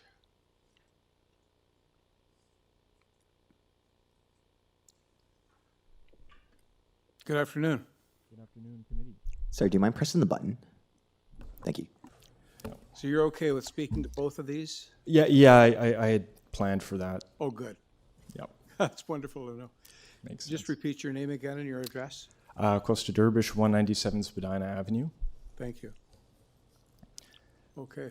Could I make a quick clarification on the summary? Yeah. The buildings are not technically semi-detached. They're separate firewalls. It's just a 0 setback. So just a technical clarification. But there is going to be a semi-detached on each lot? It's a semi-detached configuration. It's semi-detached like, but they will both have firewalls. So they will be separate buildings on a 0 setback. So theoretically, one could be built without the other one being built. That's correct, yeah. Okay. Thanks for that clarification. Yeah.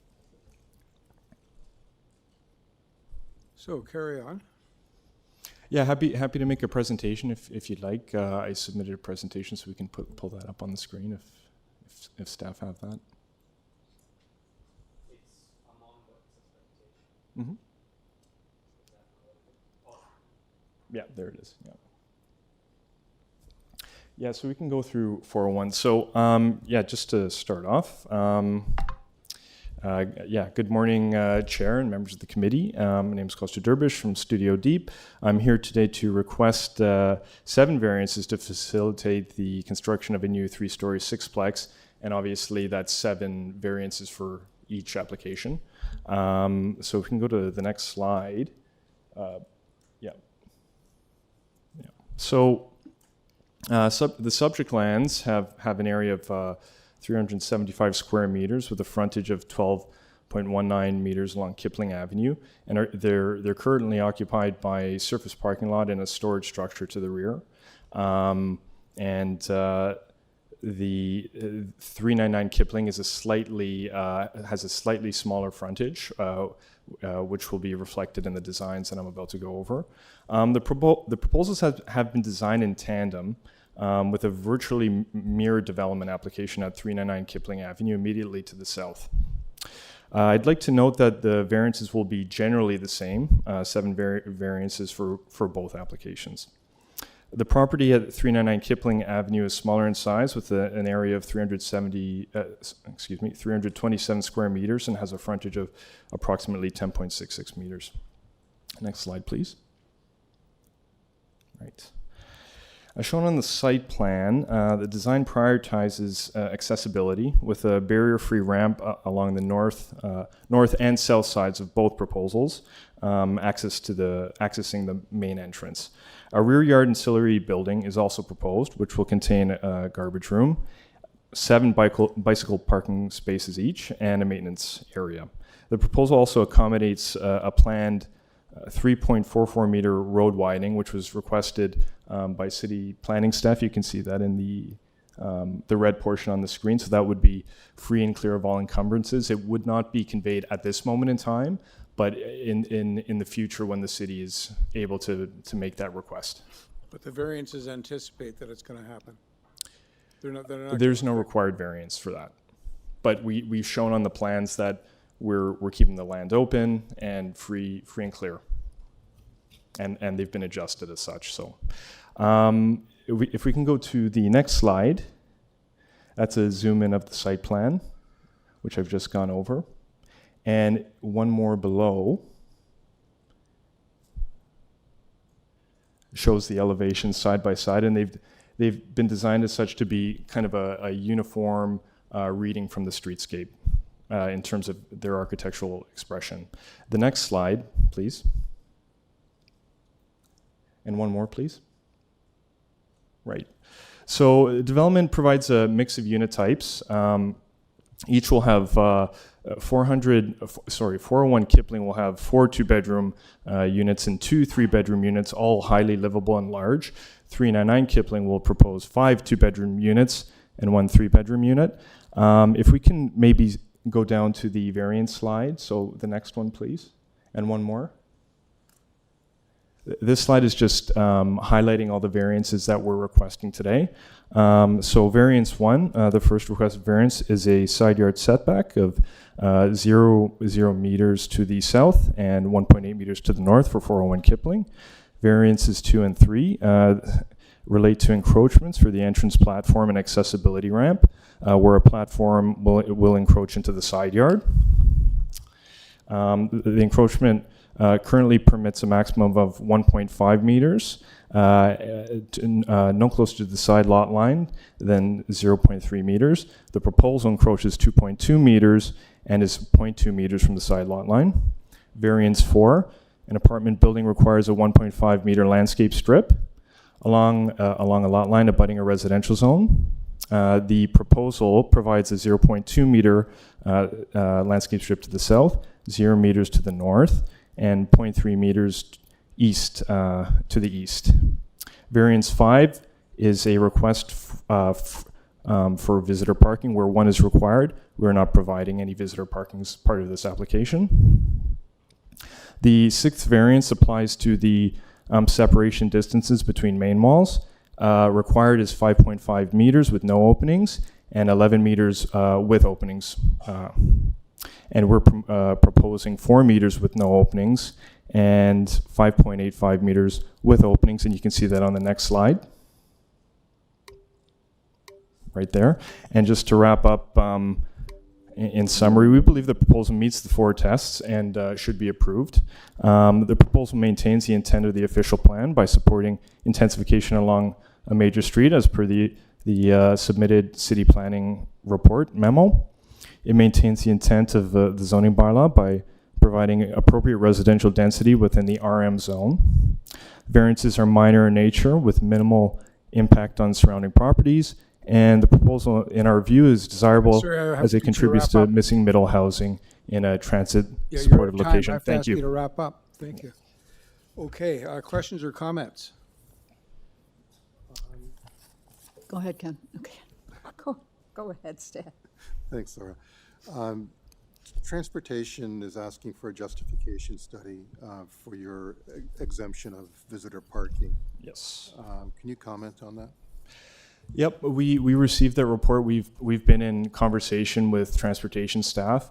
We are committed to providing a transportation report. I raised the point to the staff member, city transportation staff, that he was raising the issue of the visitor parking variance in relation to site maneuverability and operability relative to servicing and loading. So he acknowledged they weren't one and the same, but still said he had to raise the issue, and he'd be comfortable with a fulsome transportation analysis of that situation.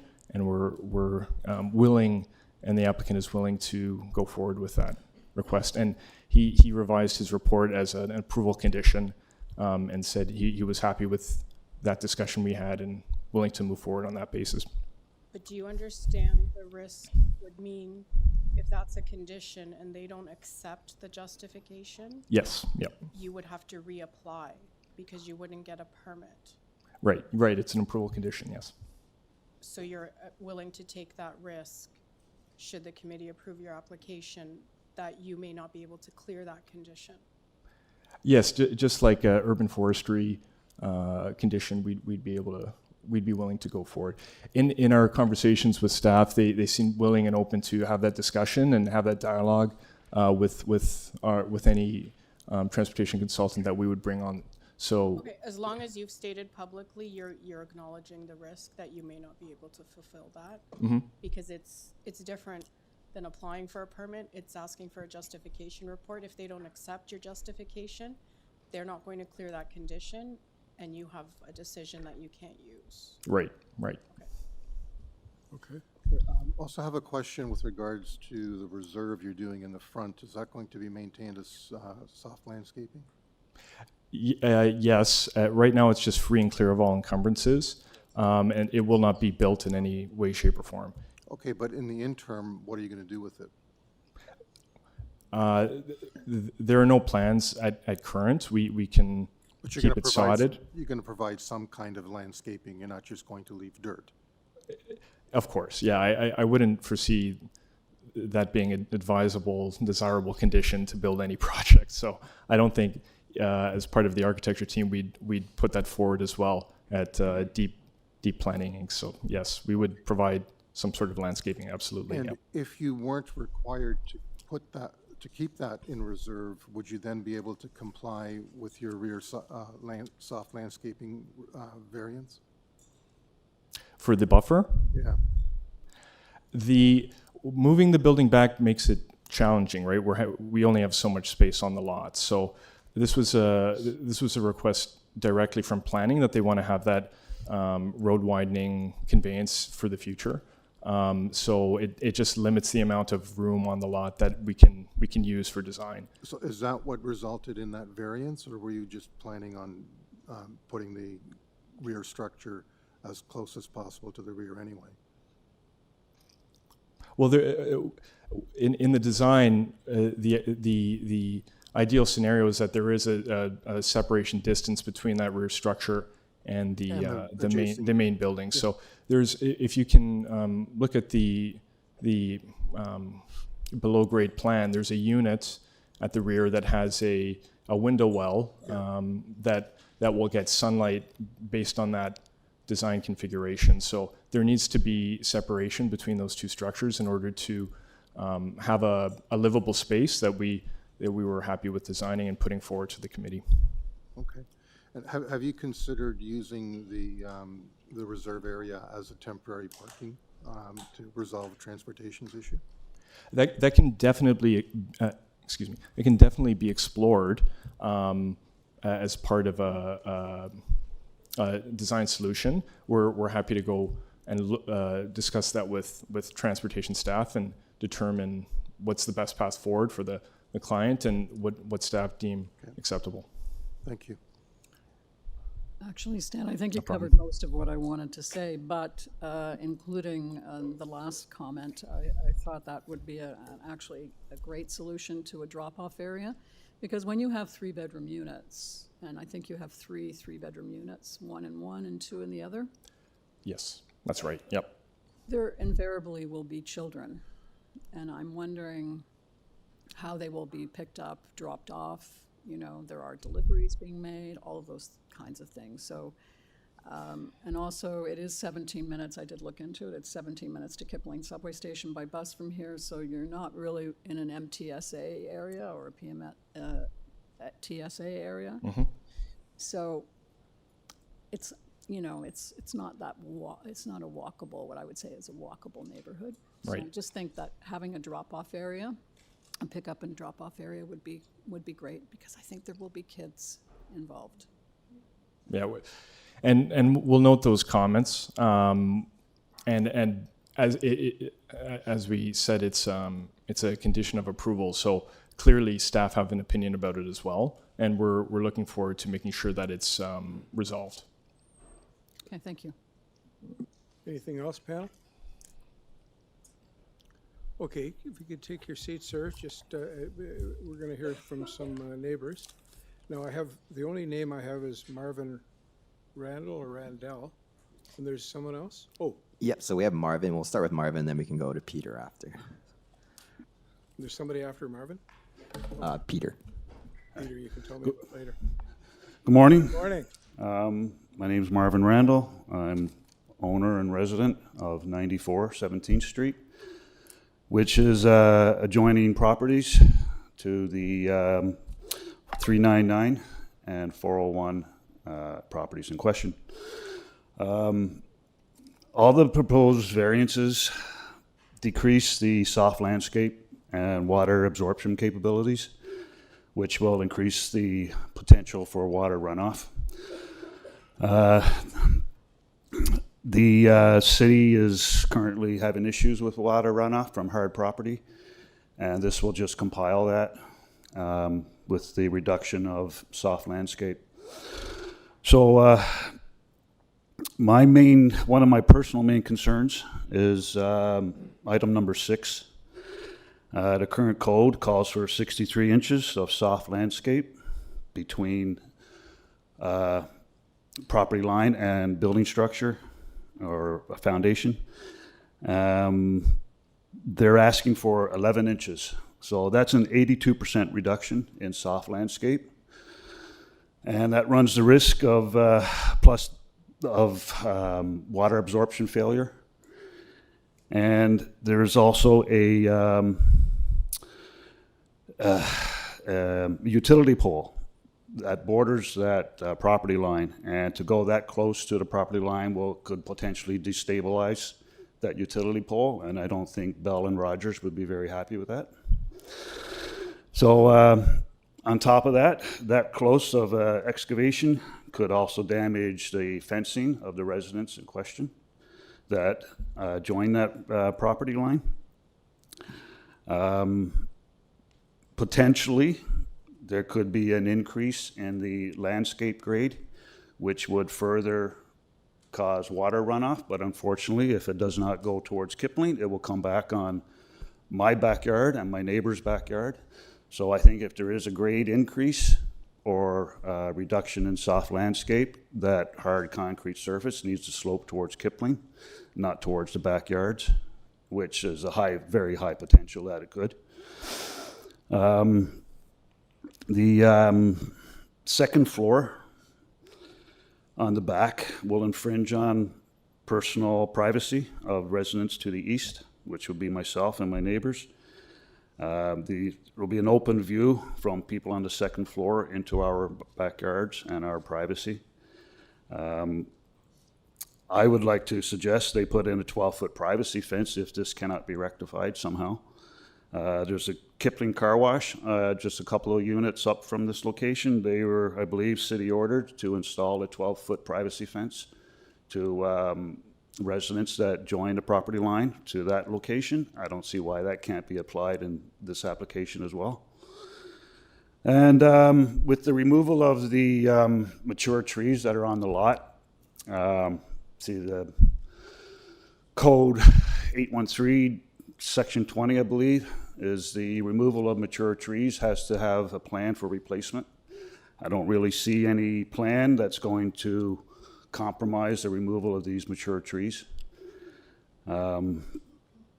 I would suggest, if possible, that the two garbage storage areas be combined into one, leaving a 4x4 foot area on the southeast and northeast corners to accommodate larger tree replanting that would help help offset the removal of the two very large mature trees that are on site.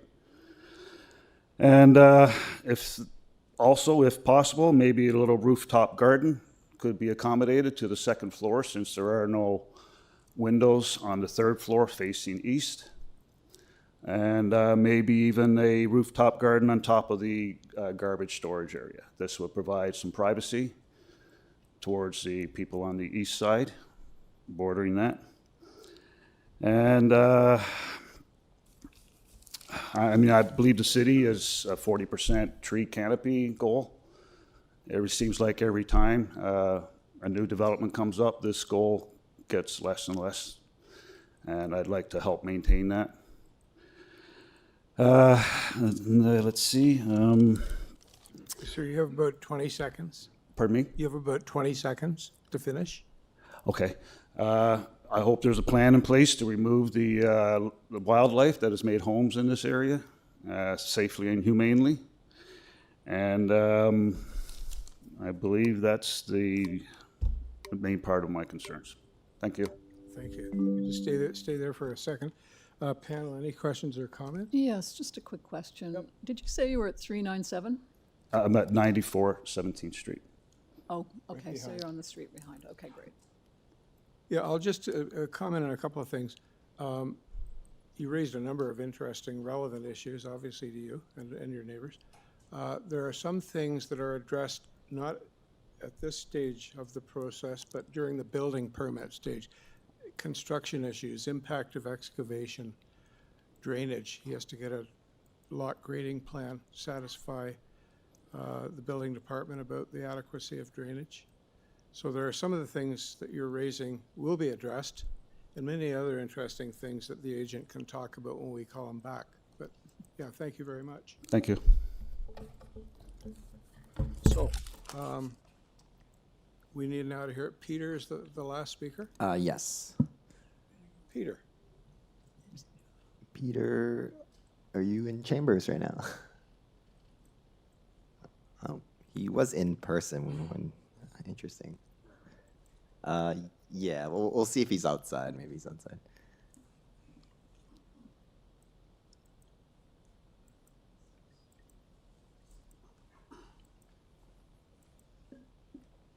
What number on 17th Street did he say? Pardon? What number on 17th Street? I believe he just left, so no one else to speak. He left the building? Yeah. So we won't hear from Peter.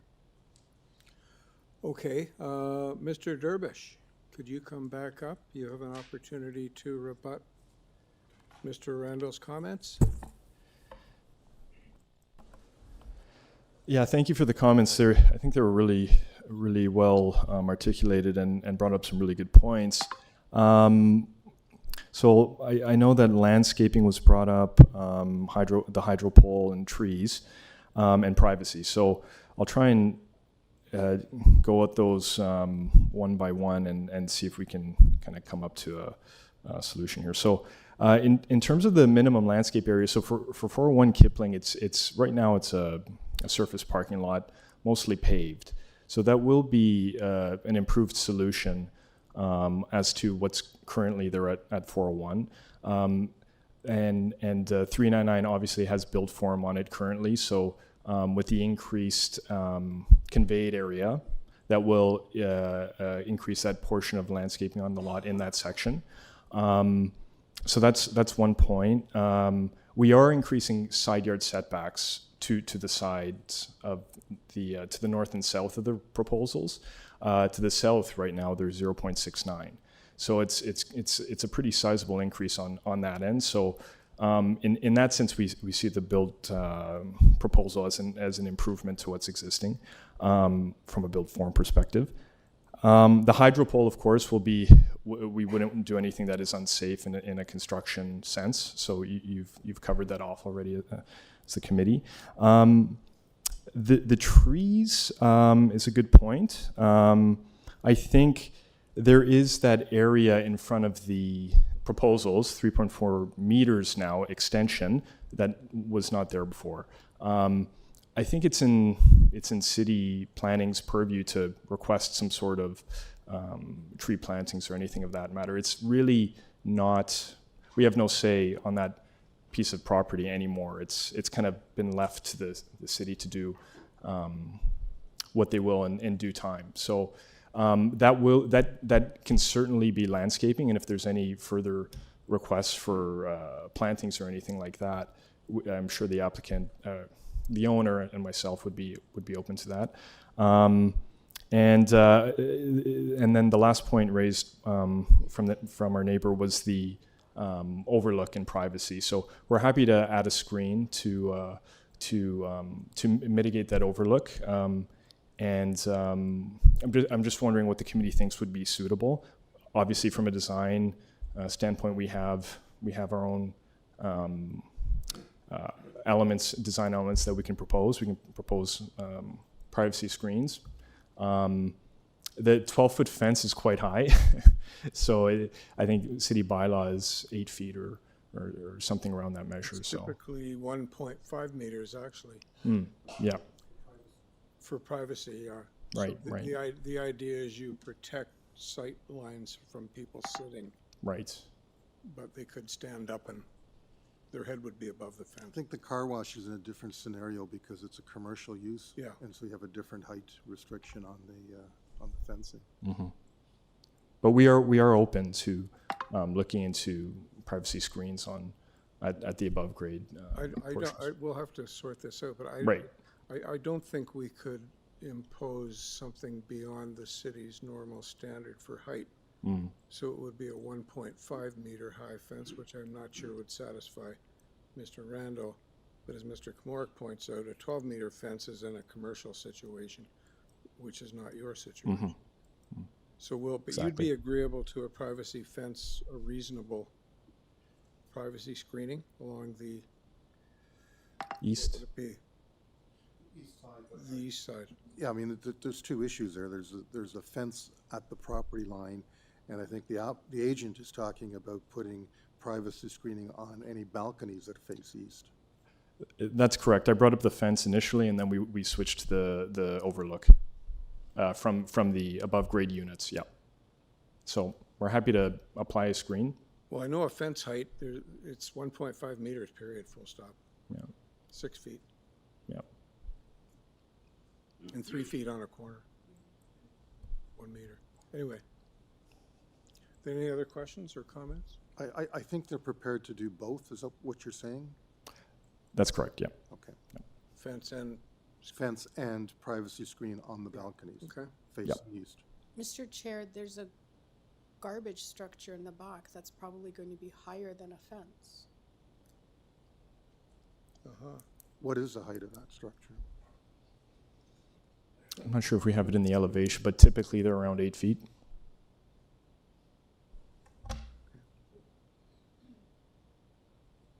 So that might be better than the fence.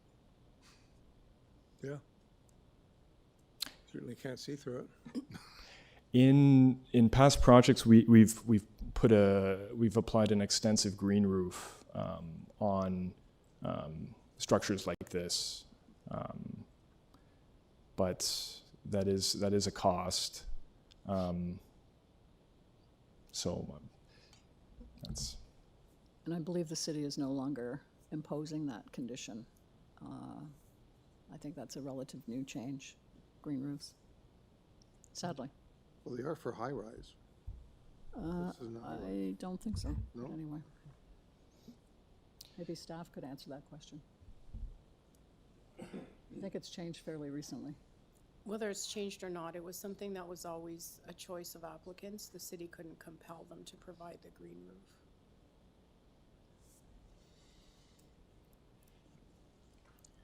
Any other questions, comments? Okay, then I guess we can go into committee for some discussion if we need it, and for a motion. I just want to get a clarification before we do that. Yeah. The transportation condition, is that for both items, or is it for Yes, item it's for 4 both. only? It's for both, okay. Yes, yep. Okay, and forestry is also requesting conditions 2 and 3 for both. For both, yeah. And 3, just for the deputants' benefit, is cash in lieu. So they're asking them to pay to the city to plant a tree somewhere else potentially. But they may well decide to use those funds for your property, this property. But that would be their call, as you already acknowledged. Yeah, we've It's got that their in. hands. Yeah, we've got that on the record and But then heard there's the also comments. Yep. There's also the issue of, are we going to use that for a drop-off area? So probably can't do both. Some work to do, but Yep. nothing that can't be, sorted out for sure. Yeah. Okay. Anything else, panel? No, just, I do believe that there is a real safety issue here because this is a major arterial roadway. So we're in committee now? Are you going to ask a question? No, I'm not. We're in committee. I'm just saying. that- Okay. Yeah, you can have a seat. We're not going to be addressing you at this point. Unless we decide we need to come out of committee, which has I happened. mean, that's what I'm concerned Yeah, about. sorry, go ahead. That's what I am concerned about, is that this is a major arterial roadway. Cars are traveling at a, fairly high speed. And we don't even have a pickup. I mean, we've got 3-bedroom units. We've got 3 3-bedroom units. Undoubtedly, there'll be a child in one of those units. And how are they going to access their building? And it's dangerous, right? Without having some pickup and drop-off point. Well, and I guess Transportation Review has they want that addressed. So theoretically, hopefully, your concerns are addressed through them resolving that or satisfying that condition, because they mentioned drop-off and all that stuff. Anyway. Anything else? Ms. Popovic? Well, I was going to Make a ask if motion? anyone else, yes, had any more comments. Any more comments? Nope. Yeah, proceed, please. Thank you. Having considered all of the submissions. Oh, sorry. We're going to make 2 motions, one on item 4 and then another one on item 5. Thank you.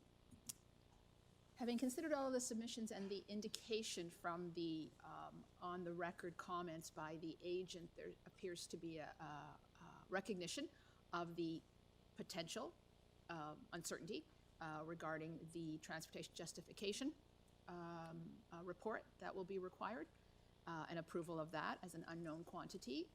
Also hearing, from my perspective, a lot of opportunity to address the concerns that were raised. On balance, I believe this application, with those comments, meets the 4 tests. I would move for a motion to approve 401 and 399 with the transportation conditions and the Metrolinx condition. Urban forestry. Urban forestry, sorry. Urban forestry conditions 2 and 3, I believe. And those are all the conditions I see. Okay, now, if you don't mind, I'm going to declare that your motion applies to 401 Kipling only. And then then with your permission, I will ask you to nod that your motion also applies to 399, if that is your wish. I am nodding.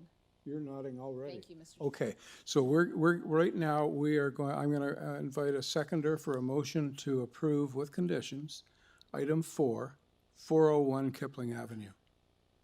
I'll second that one. Thank you, Mr. I always get your first and last name. Adams. Adams. Yes. Mr. Adams, thank you very much. Mr. Adams is brand new. I'm not dumb. Anyway, so we have a motion to approve item 4. All in favor? Subject to the conditions. Subject to conditions. That's unanimously approved. And now we also have a motion to approve item 5, 399 Kipling Avenue, for which we need a seconder. I will second that as well. Mr. Adams, thank you very much. All in favor? Okay, both applications are approved with conditions, and thank you very much, and thank you, Mr. Randall.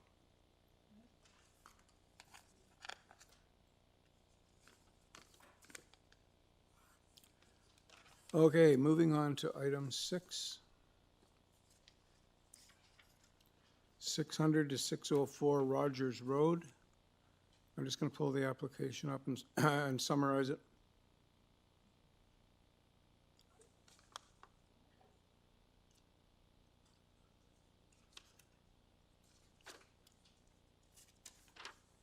This application is to convert a portion of the existing parking spaces into 2 new accessible parking spaces and to construct a new accessible entrance. There is 1 variance. There's urban forestry condition 2 is the only agency or department concern addressed here. We have no speakers registered. Does that still stand, Thomas? That is correct. Okay. Panel, are we agreeable that this is straightforward and not requiring a presentation? Agreed. Okay. Dylan Durst is the agent. Dylan is in person. Hello. Perfect.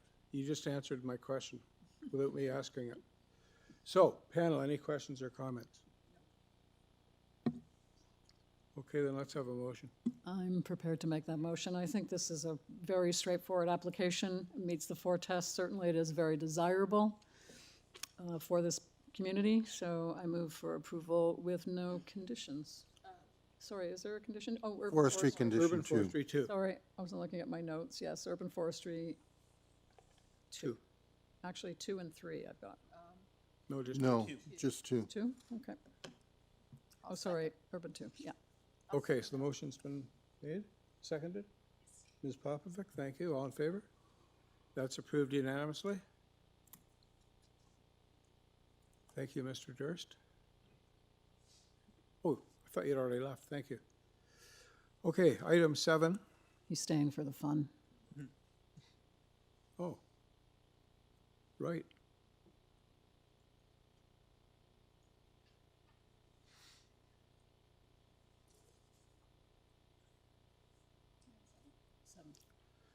Yeah, sorry, I'm just going to read a quick summary here. Item 7 is 9 Avon Park Drive. Purpose is to construct a 2nd and 3rd story addition above the existing dwelling and a 3-story south side addition and rear addition that will include a new attached garage. The dwelling will be converted into a duplex, and the detached garage in the rear yard will be demolished. There are 4 variances, and we have opposition letters from the neighbors at numbers 5 and 7 Avon Park Road. The agent is Miriam Azibi. Hello? Hi, good morning. Good morning. Could you give us your name and address, please? Absolutely. My name is Miriam Azimi, Permit First. I am located at 253 Davis Drive, Uxbridge, Ontario. Okay, thank you. So in light of the fact that we have 2 letters of opposition, I think a presentation from you would be in order. Absolutely. We have addressed one of the opposition letters, and we have forwarded a thorough email to our lovely neighbors, which are Kathy and Shane at 7 Avon. Unfortunately for Peter and Claudette at 5 Avon, we did not have any email address or phone number to reach out. But I do have a response in basically to address both their concerns. So we have reviewed their submission and would like to appreciate the comments that they have sent our way, particularly as they relate to the 4 tests under the Planning Act. First, with respect to the nature of the variances, as you can see, the application seeks minor relief, including a 0.2 meter reduction in the side yard setback, a reduced front yard setback, a modest increase in main wall height, and increase in the size of the rear second-story platform. These variances are minor in nature, and it represents a typical adjustment associated with residential development and do not result in unacceptable impacts. Regarding the built form and massing and neighborhood character, while the concerns were raised about intensification and compatibility, the proposal reflects a form of development that is very consistent with ongoing reinvestment in the area. The scale and massing are in line with other updated homes, and design maintains an appropriate relationship with adjacent properties. The side yard setback, one of the most important things that they have concern about, especially neighbors at 7 Avon, were regarding the functional width required for safe access and parking. The current the neighbor property currently maintains approximately 2.3 meters of driveway width within their property lines on their side. In addition, we are maintaining an additional 1 meter setback on our property adjacent to the driveway. And I'm 100% sure this ensures sufficient space remaining for continued access and maneuverability, even though that 1 meter, it is on our property. The driveway will continue to operate as it's currently operating with no material impact to its function. Fourth, regarding the parking and site functionality, the proposed garage and driveway configuration provide functional parking for the dwelling. Additionally, the property is located within a transit supportive area, which is 50 meters away from the Queensway, which further supports the appropriateness of this proposal. Fifth, we are addressing the tree protection concerns. An arborist report has been prepared for the property. We are not proposing to remove any protected trees. And tree number 1, which is 35.5 centimeter in diameter, the hedge maple will be preserved, and we are only requesting injury to parts of the root, which is not going to be very impactful, and it would be below ground. We would not be approaching too close, and we are taking all measures in order to protect that tree, which is a city-owned tree.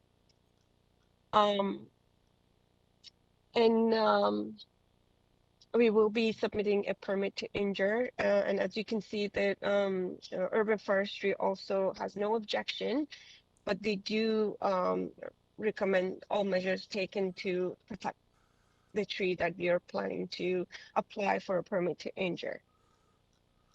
And the sixth concern that was in the second letter from Peter and Claudette was addressing heritage and broader neighborhood concerns, which the subject property is not designated or listed under any Ontario Heritage Act. And there are no heritage restrictions applicable to this site. Concerns regarding construction disruption, wind impact from other development, and general traffic conditions are understood. However, these matters are either temporary or unrelated to the variances requested and are outside the scope of this application. And finally, with respect to the forecast. The variances are minor. Sorry, ma'am, desirable you've for run the out of time. appropriate- Can you just wrap up? Okay, absolutely. So in conclusion, we would like to request approval of these 4 variances. Thank you. Panel, any questions or comments for? I have a question, if I may, Mr. Chair. Yeah. Variance 1 with regards to the front yard setback, is that an existing condition? Yes. So currently we have a 2.9 meter setback on the existing house. We are trying to maintain parts of that existing house. So your current setback is 2.9? Yes. If you refer to the survey plan, you can see the current setback is at 2.9 meters. Thank you. Anything else, panel?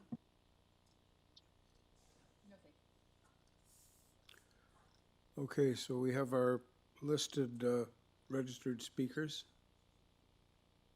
I think the agent spoke about these folks. Peter Nowak is one of them, first one. Hello. Hi, I'm here. Good afternoon, or morning. Oh, it is afternoon. Good afternoon. Just afternoon now. Yep. Give us your name and address, please. Yes, sure. I'm Peter Nowak. I'm at 5 Avon Park Drive, which is 2 doors down from the property in question. Okay. Yeah, I think what I'll do is I'll just essentially read the letter I wrote with a few additions there. So my wife and I my wife is Claudette Nita. We're the owners of 5 Avon Park Drive. As I said, 2 doors down. We strenuously object to this proposed construction. It's a 3-story duplex that is going to replace the current 1-story bungalow. And we object on zoning, historical, and practical grounds. While the building plan as drafted looks innocuous on paper, it is clear to anyone viewing the actual location that the proposed rebuild will have difficulty fitting onto the property, and definitely so without creating significant issues for its immediate neighbors. The proposal also looks to tear down a wartime bungalow, which is a historic artifact that is nearly unique in Toronto. In fact, almost the entire block of houses, including ours, running north on Avon Park Drive from the Queensway up to Clive Street, is made up of these types of homes. These homes were built towards the end of and just after World War II to house people working in war-related industries. As the Etobicoke Historical Society notes, most of the houses in this area, which is known as Queensway Park, quote, still display their original cozy feel. The importance these modest houses hold within the context of Canadian history was acknowledged by Canada Post in 1998 when they featured the humble Veterans House on a stamp.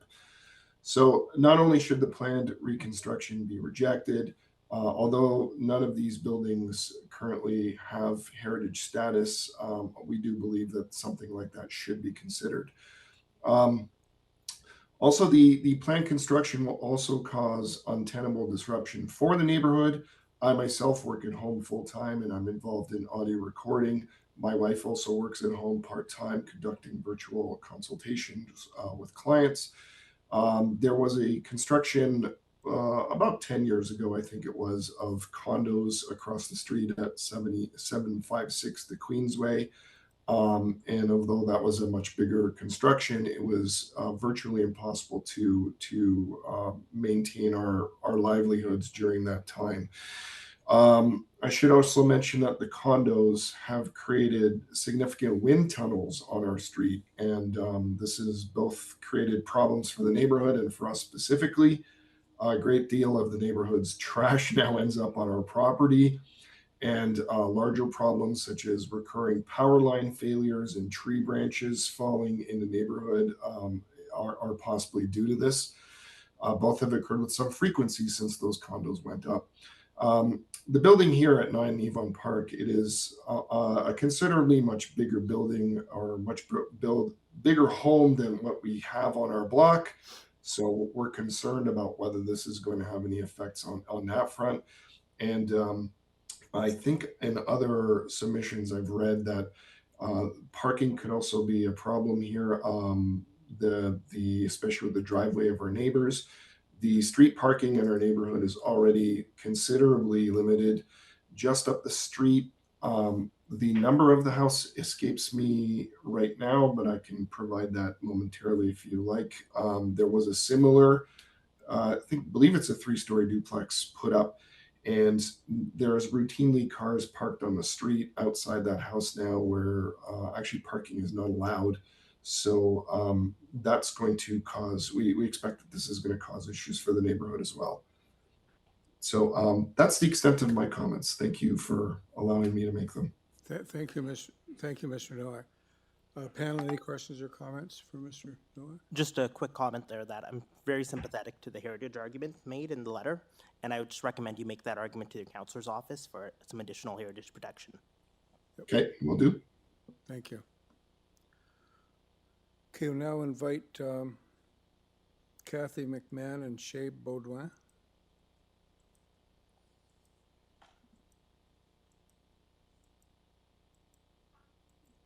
Kathy, can you hear us?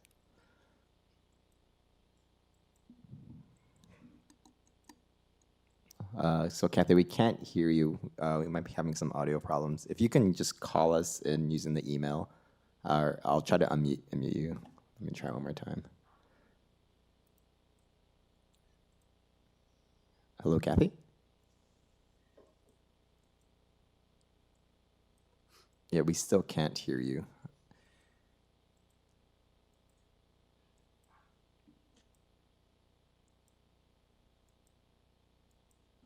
We'll give you like a minute or two if you want us to call in. The instructions are provided on the email.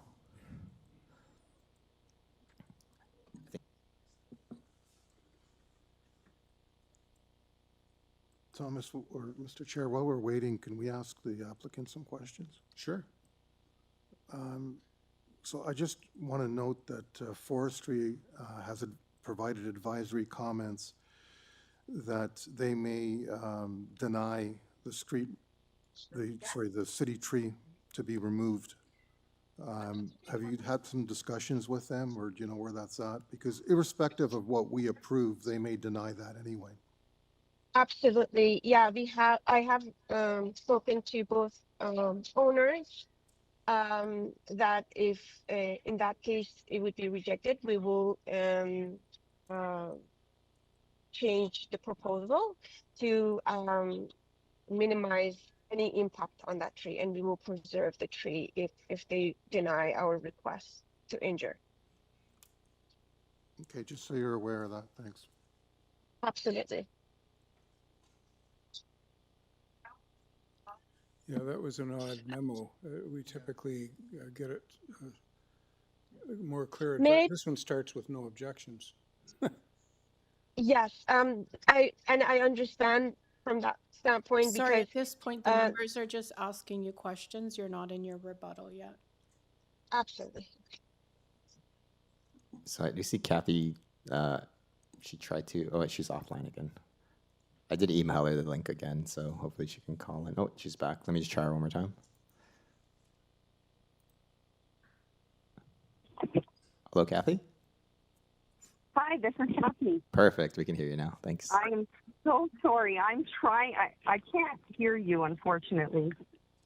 Or sorry, I can hear you, but you clearly can't hear me. Yeah, we can hear you now, though. You're good. Oh, I'm so sorry. Okay, thank you so much. No problem. Yeah, hi. Could you just repeat your name and give us your address, please, and then you can speak to us. Yes, hello. Thank you, Chairman. My name is Kathy McMahon, and I live at 7 Avon Park Drive in Toronto. Right. Yeah, go ahead. Okay, I'm so sorry. I tried to log on from my computer too, so I have a bit of an echo. Okay, so... Oh, she's got two devices on. I know, I'm so sorry. I don't know which device to log out of. Let me try this one. Okay, I'm sorry. I apologize for wasting your time here. So my husband and I both live at 7 Avon Park Drive. We have lived in our home since February 2014, and we have made no changes to the exterior of our home ever since. We have a shared driveway with 9 Avon Park, which is directly adjacent to us. The driveway runs between our two homes. as you can see, 9 Avon Park is a bungalow, and we are a 1.5-story house or a 2-story home. Our concern is that there may be some minor variances proposed here, but all of the variances together actually make it a larger issue for us. We have concerns that the home is going to be a 3-story house, that it's going to go right to the property line or close to the property line of our house, that this 3-story home is going to make it difficult for us to access the rear of our driveway, make it hard for us to drive into it, to leave, to turn around. All of these issues that we have are in relation to the shared driveway. Or sorry, most of our issues are with respect to the shared driveway here. We just don't think it's proper planning. We are concerned that the house is going to be right on the sidewalk and over on our property line, and that we won't be able to access the rear property. We're concerned about the main wall height, that it is a 3-story house, that we won't have privacy in our backyard, that the shaded trees that are there now are going to be removed, that it's going to impact the sunlight and the wind and all of that for our property. I did submit a letter, and I'm sort of briefly scanning it here. So the reduced driveway width is concerning to us. That we're also concerned that it's a duplex that could potentially be rented out by multiple people, and that, you know, during construction it could be changed into more units and things like that. Our objections are that it does not meet the 4 tests under the Section 45 of the Planning Act. Everything is in our written letter that we provided here. We don't think that it is functionally adequate for the safe egress and access routes. We're concerned about the design. There, as my neighbor previously said, at 5 Avon Park, there's not a lot of street parking. So if we can't access the back of our parking lot, we have a second vehicle that we can't park. We also have teenagers that are going to start to drive, and that's going to impact their ability to park their future cars on our driveway as well.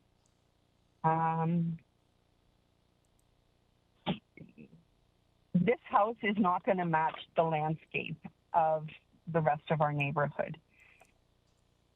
And we're concerned about the amount of people that may potentially be residing there as the house becomes formed and lived in. As it exists now, the way the driveway is, it's already a tight fit with the bungalow being where it is to pull up beside our house and to the back of our property. 2 cars cannot park side by side. So we had a really good relationship with the previous owners, and we hope to have that again with these new owners, and that we can share the driveway going forward. But again, all the minor variances add up together to be a quite significant change to the address and to the neighborhood as it currently exists. So we would also ask that going forward, if we could ask that they not put Sorry, up Ms. a McBanny. fence on the property Ma'am, line. hello? You've just got a few seconds to wrap Hi. up. Thank you. Yes, sorry. Thank you. So we would also ask that, going forward, that there's no fence allowed to go on the driveway or on the property line that would, again, further impede this area. Just the scale and cumulative impact of the requested variances don't seem to achieve the balance that we're looking for in our neighborhood. And I guess that's the end of my comments. I appreciate your time, and I apologize for the technical errors I had at the beginning of this. my husband and I look forward to having a good working relationship with the developers and the new homeowners. And we are quite reasonable people, but we also want to have fair access to the back of our yard. And that's the end of my response. Thank you. Great, thank you. I'm glad we connected. So panel, any Yes, questions? me too. Thank you. No problem. Any questions or Question, Mr. comments Chair. for Ms. McMahon? Just how do you feel about 29 Avon Park Drive? That almost reads as a 3-story. It's down the street from you. I realize it's not. It's beside you, but I'm How also do I wondering. feel? I'm sorry. How do I feel about it? Yeah, 29 Avon Park Drive. So that home, I believe, was either being constructed or was finished being constructed prior to me buying my home. I know that it has one family that lives there. It is not a duplex. It is not a fourplex. This house next to us is being proposed as a duplex. So how do I feel about it? It doesn't match the landscape of our house, of our neighborhood, but it doesn't directly affect me because I don't have a shared driveway with that home. Okay, but you would be fine. So I'm a little bit in. Pardon me? You would be fine if 9 Avon Park Drive was going to be a 2-story home, for instance. I would be very pleased with that. I would be pleased with one family residing there that we could have a good relationship with. I have a great relationship with 7 Avon Park. We have a shared garden front lawn that we actually got together and discussed what we were going to make the bricks at, so it looks unison between the two properties. We take turns mowing the grass. Now they do the majority of it, but we're very reasonable neighbors. And I look forward to 9. If 9 was a single family dwelling and not a duplex and not a 3-story, I probably wouldn't be opposing this. And if we could continue to have the shared driveway that we have. Okay, thank you. Anything else? I hope that answers your question. Yeah, I think it does. Any other questions, comments? Comment and a question. Okay, comment and a question. I guess the comment is, we really, whether it's a duplex or a triplex or even a fourplex is beyond us at this point, because those are all permitted uses in your neighborhood and in all residential neighborhoods. So that's not really here nor there, nor is it something that we're going to consider. I think your primary concern is going to be around the driveway and whether your driveway still winds up being functional once the new proposal is built. And I just want to clarify, you currently have what you call a shared driveway. There's no reciprocal right of way for either of those two driveways. Is that correct? I haven't been able to find a reciprocal right of way for it. According to the applicant's survey, there isn't one, so I'm going to assume that there isn't. Okay. And I would say that's probably fair because I wasn't able to find one, yes. So I think you really need to have some private conversations with the new owners to ensure that you have some kind of access on what'll be strictly your land. Because you don't really have a right to use their driveway once it stops being a driveway. I mean, unless short of you taking some kind of civil action, which has nothing to do with us. Okay. Yeah, so if they put their house right to the property line. Well, they're not proposing to do line. that. They're proposing to do it 1 meter away from the property line. Okay. Okay, even as such, I'm not certain that the way the shared driveway is now, that we would be able to access the rear of our driveway. Yeah, I'm not certain either. You'd have to determine what is the width of the property that you own that pertains to your driveway. Understood.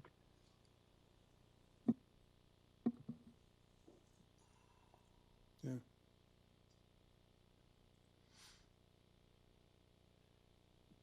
You okay, Mr. Kumar? Yeah, sorry. Anybody else? Okay, then let's call Miriam Azimi.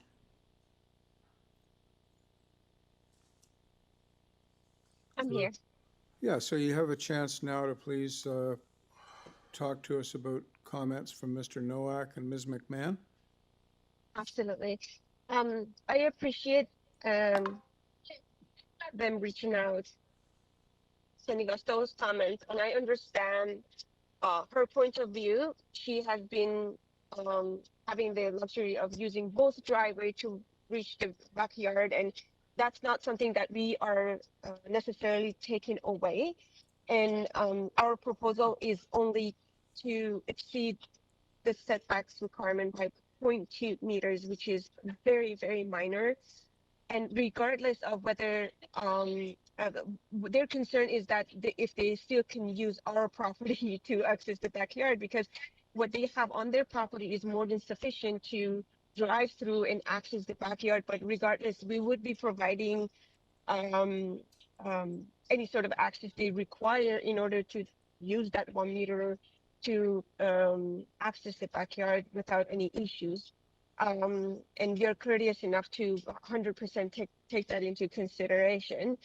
And at the end of the day, I don't believe that the variance that you're requesting is going to impede by any means accessing their driveway. And they have plenty of space on their side, which is 2.3 meters, in order to safely drive and get to the backyard. And in regards to the height of the building, as you can see, our basement is considered first floor due to the height and the difference to the established grade and the finished grade. So technically, our basement is the first floor, and second and third would be in any other circumstances. If you had 0.7 meter difference, our basement would still be considered basement. Main floor would still be considered main floor. And the height that we are proposing is 8.11 meter.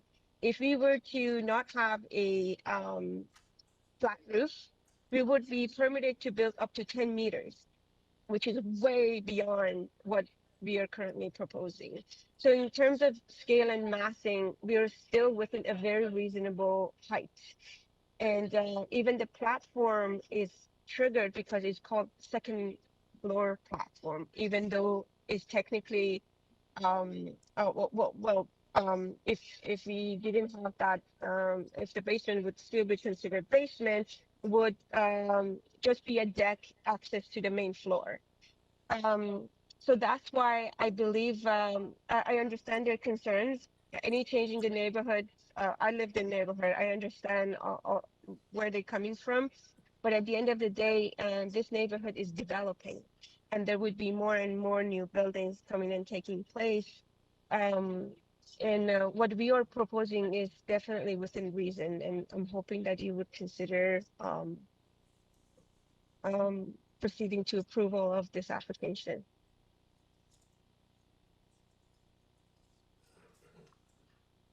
Are you finished? Yes. Okay, thank you. Panel, any final questions or comments for Ms. Azimi? Sure, if I may, Mr. Chair. Yep.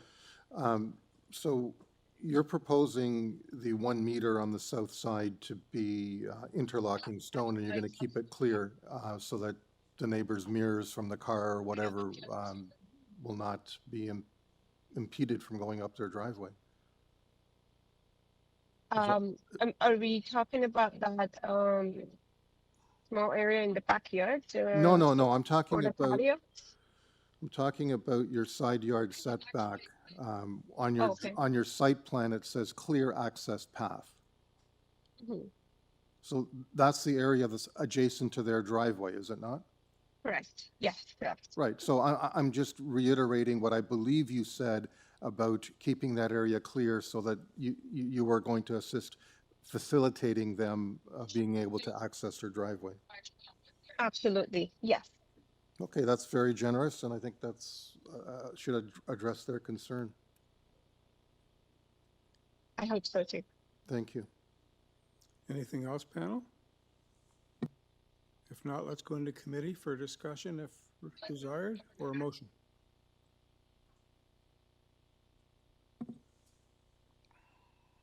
If there's no discussion, I'm certainly ready for a motion. Go. Okay,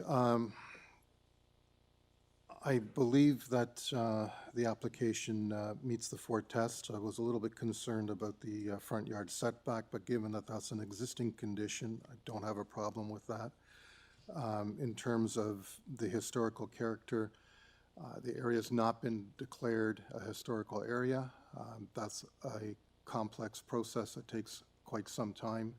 Given that it's not the case, we can't, give regard to that. Therefore, I would like to move approval with no conditions. Thank you, Mr. Kamarick. Is there a seconder for Mr. Kamarick's motion? Mr. Chair, I echo those comments and the unfortunate situation with the lack of heritage designation. That being said, I second the motion. Thank you. All in favor?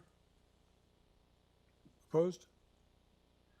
Okay, the motion to approve carries by a vote of 4-1. Thanks for all your participation. Moving on to item 8, 1567 to 1569 Royal York Road. We have one agency comment, an approval from Transportation Review. We have opposition from various addresses. And we have a presentation, which I think we need. Welcome. Oh, sorry, let me just, a little summary. To permit Columbaria on the subject property. How do you say it? Columbaria on the subject property, and to maintain the existing parking spaces located on the northwest portion of the subject property. And there's one variance. Oh, yeah, 2. And we have the agent, Jonathan Scott. Yes, good afternoon, Mr. Chair and members of the committee.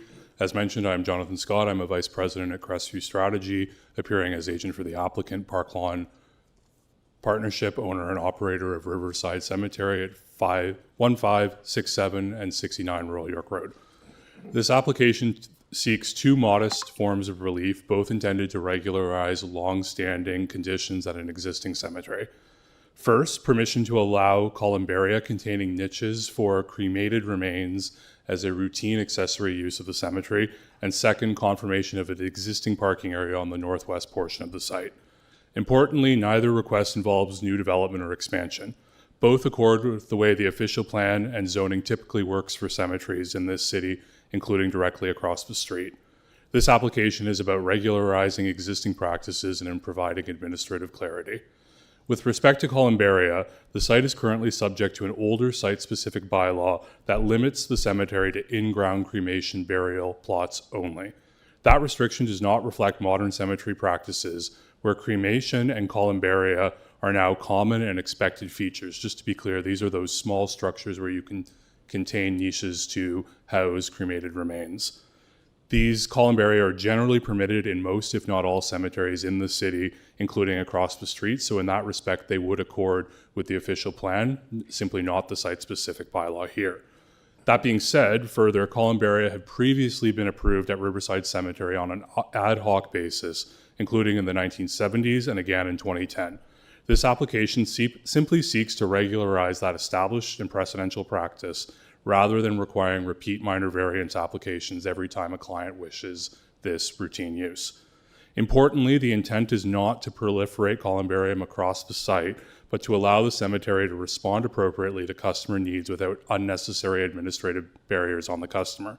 This application is intended to reduce red tape and ultimately free up this committee's time on a go-forward basis with one final approval to reflect past precedent and modern official plan and zoning standards. The Bereavement Authority of Ontario also continues to regulate these matters with any additional columbaria going forward. Site aesthetics are important to cemetery operations. Any future columbaria would be placed thoughtfully and in rational locations across the site where there is actually, in fact, room, consistent with the character of the cemetery and surrounding area over time. This is a long-established cemetery, and maintaining its appearance is critical to its operations. With respect to the parking area, this is an existing condition that has operated for nearly 30 years. Only 2 neighboring residents directly adjoin this portion of the site. While not directly permitted in the site-specific bylaw, the former City of Etobicoke zoning code states in section 320-29H that parking shall be provided at institutional sites such as a cemetery. This small parking lot fulfills that obligation under the zoning code, notwithstanding that it isn't directly permitted in the bylaw. We understand the city's transportation department recommends approving this use and effectively validates our view of the conflict between the zoning code and the site-specific bylaw. So in that respect, we argue that parking is intended use under the zoning and accords with existing practice. So regularizing this existing parking lot should meet the 4 tests you're asked to evaluate, as it is exceedingly minor in nature. It has existed for 3 decades. We do understand concerns raised by some neighbors, particularly regarding operational vehicles that are occasionally parked at this parking lot. Again, this application does not include any expansion of the parking area, but simply to legalize its existing use. We wrote to these neighbors and committed to proactively remove utility or other vehicles of that nature, and we understand they've acknowledged this removal, and we're committed to maintaining it. We want to be good neighbors, and we believe that doing so shows that this concern can be resolved on a neighborly basis, and we're very happy to maintain this use as visitor parking for the cemetery. Finally, I would note that in addition to the endorsement from the Transportation Department, the Ward Councillor's Office reviewed the application and confirmed there are no concerns with either matter. Overall, this is a modest and technical application to formalize existing practices, reduce administrative burden on customers and this committee, and to provide the cemetery and the city with a reflection of the existing uses, which we believe is desirable for the operation of an effective modern cemetery. These requests accord with zoning and official plan in that they reflect the actual conditions of the site and are therefore minor in nature. For these reasons, we respectfully request approval, and I'm happy to entertain any questions. Yeah, thank you, sir. I got a question. Can you tell me why this property wasn't covered by bylaw 569 of 2013? I cannot. Do you know if under bylaw 569 2013, what you're proposing here would be recognized, approved, authorized? I think you're getting at the slightly odd tension that we're encountering, where there is a site-specific bylaw that doesn't really ascribe to the way the city generally zones and maintains cemeteries. So in that respect, I think you're very much putting your finger on our frustration with the way the site-specific bylaw from 1997 was drafted. And as I mentioned, the former City of Etobicoke zoning code also doesn't accord with the bylaw with respect to parking. So we're very much hoping that this committee can help regularize these sort of odd administrative conflicts in the various bylaws and zoning from over the various decades. Okay, thanks for that. You're welcome. Panel, any other questions or comments? Sure. Yep. So, okay, I'm going to go left to right. Ms. Popovic. Thank you. Mr. Agent, are there any standards for columbaria in terms of height, width of the structure itself? And if it's in the materials, just repeat that for me. Yeah, so I mentioned the Bereavement Authority of Ontario closely regulates these type of installations at cemeteries. The heights are generally slightly larger and slightly wider than what you might consider your typical cemetery monument, but I wouldn't say that they're dramatically larger or wider. They typically look like a granite or stone box that can house multiple cremated remains in urns or what have you in the niches within them. I believe there was a photo in the materials, but if you picture something no larger. Can you give us a numeric value for the typical height? Yeah, if you'd like. Sorry, I represent. I'm the owner. I'm general manager. You have to come forward. Jeremy. So there are very specific regulations. What's We need considered? your name first. Jeremy Cochran. I'm the general manager for Park Lawn. So a columbarium has to have there's specific dimensions. So if it's less than 15 cubic meters, it's considered small scale, and that could be whether it's size and volume or height. A very large one would be, like this big. If it goes beyond that limit, then the Bereavement Authority we have to get their consent, and it has to be 15 feet away from any in-ground burials. So that severely limits any larger structures that could even go on the property, because it's pretty much filled with in-ground burial as is. So if we were to impose a 6-foot height limit, would that restrict you? Not necessarily. It's most of the columbariums are designed according to the space and who's asking for it. So a family could say, we'd like this, so we design it according to the space and what we can do. No, I'm with just it. trying to address one of the concerns that was raised in terms of height. And So then the answer would be if the height restriction was 6 feet. or 7, like what would be reasonable? In your Yeah, opinion? well, 7 feet would 7 be, feet. yeah. 2 meters? Because you're not going to want something that's higher than someone can't read anyway. Exactly. No, exactly right. Yeah. Okay. And I think you're getting at a key point. It has to reflect human scale. Yeah. And the cemetery, there isn't really the space to put in, say, dozens of these. It's simply to regulate the existing practice. But I think practically speaking, the odds of ever seeing one larger than 7 feet tall are extremely remote. They're meant to be at a human scale, as you say, so that people can actually read the details thereon. Thank you. You're welcome. Mr. Clark, I think you had something you wanted to say, or ask? Well, one of my questions was already answered. Yeah. My other one was with regards to the parking. Would you be opposed if we restrict the parking to passenger vehicles only? No, in fact, that's what we've endeavored to implement So if we put a already. condition in, you're fine with that? Correct. Thank you. And Mr. Adams? Sorry, you may have mentioned this. What is the zoning for the neighboring sites? Is it residential? It is. Okay. Thank you. Albeit, I should correct myself, across Royal York Road is another cemetery owned by the same owner. Okay. About 2. 2 meters be okay, or do you want us to get the calculator out and give you 7 feet in meters? I think we're in the same ballpark. 2 meters is okay? Yes. Sorry, just one more question Sure. on my end. I note that in the Toronto current zoning bylaw 569/2013, there is a provision that says that a columbarium may be no closer to a lot in the residential zone category than 7.5 meters. Is that something that would be acceptable? That makes sense, yes. Okay, if there are no more questions or comments of the agent, let's go into committee. Sorry, Mr. Speaker. We do have a Jim Somerville. I believe you you wanted to speak? That's me. Oh, yes. I'll give you your chance. Yeah. Thank you. My name is Jim Somerville, 29 Royal Lee Avenue, Etobicoke, M9P2J4. I'm an immediate neighbor of Riverside Cemetery for 57 years. And we have always had an understanding, basically. Parking has not been permitted where they park by bylaw. But we have lived with that for many years, and there has never been an issue. The issue arose when they changed the nature of the parking. As long as the parking was for clients coming to the admin office, to the chapel, passenger cars, there was no problem. We've lived with that for 29 years. Before that, too, but it was made official. So we have no issue with that. It's 2 years ago, the nature of the parking changed. They all of a sudden started parking commercial vehicles and equipment that they use in the operation of the cemetery. Small dump truck, pickup truck, a couple of delivery vans, large utility trailers, that type of thing. Staff started parking their cars there. They come to work at 7 in the morning.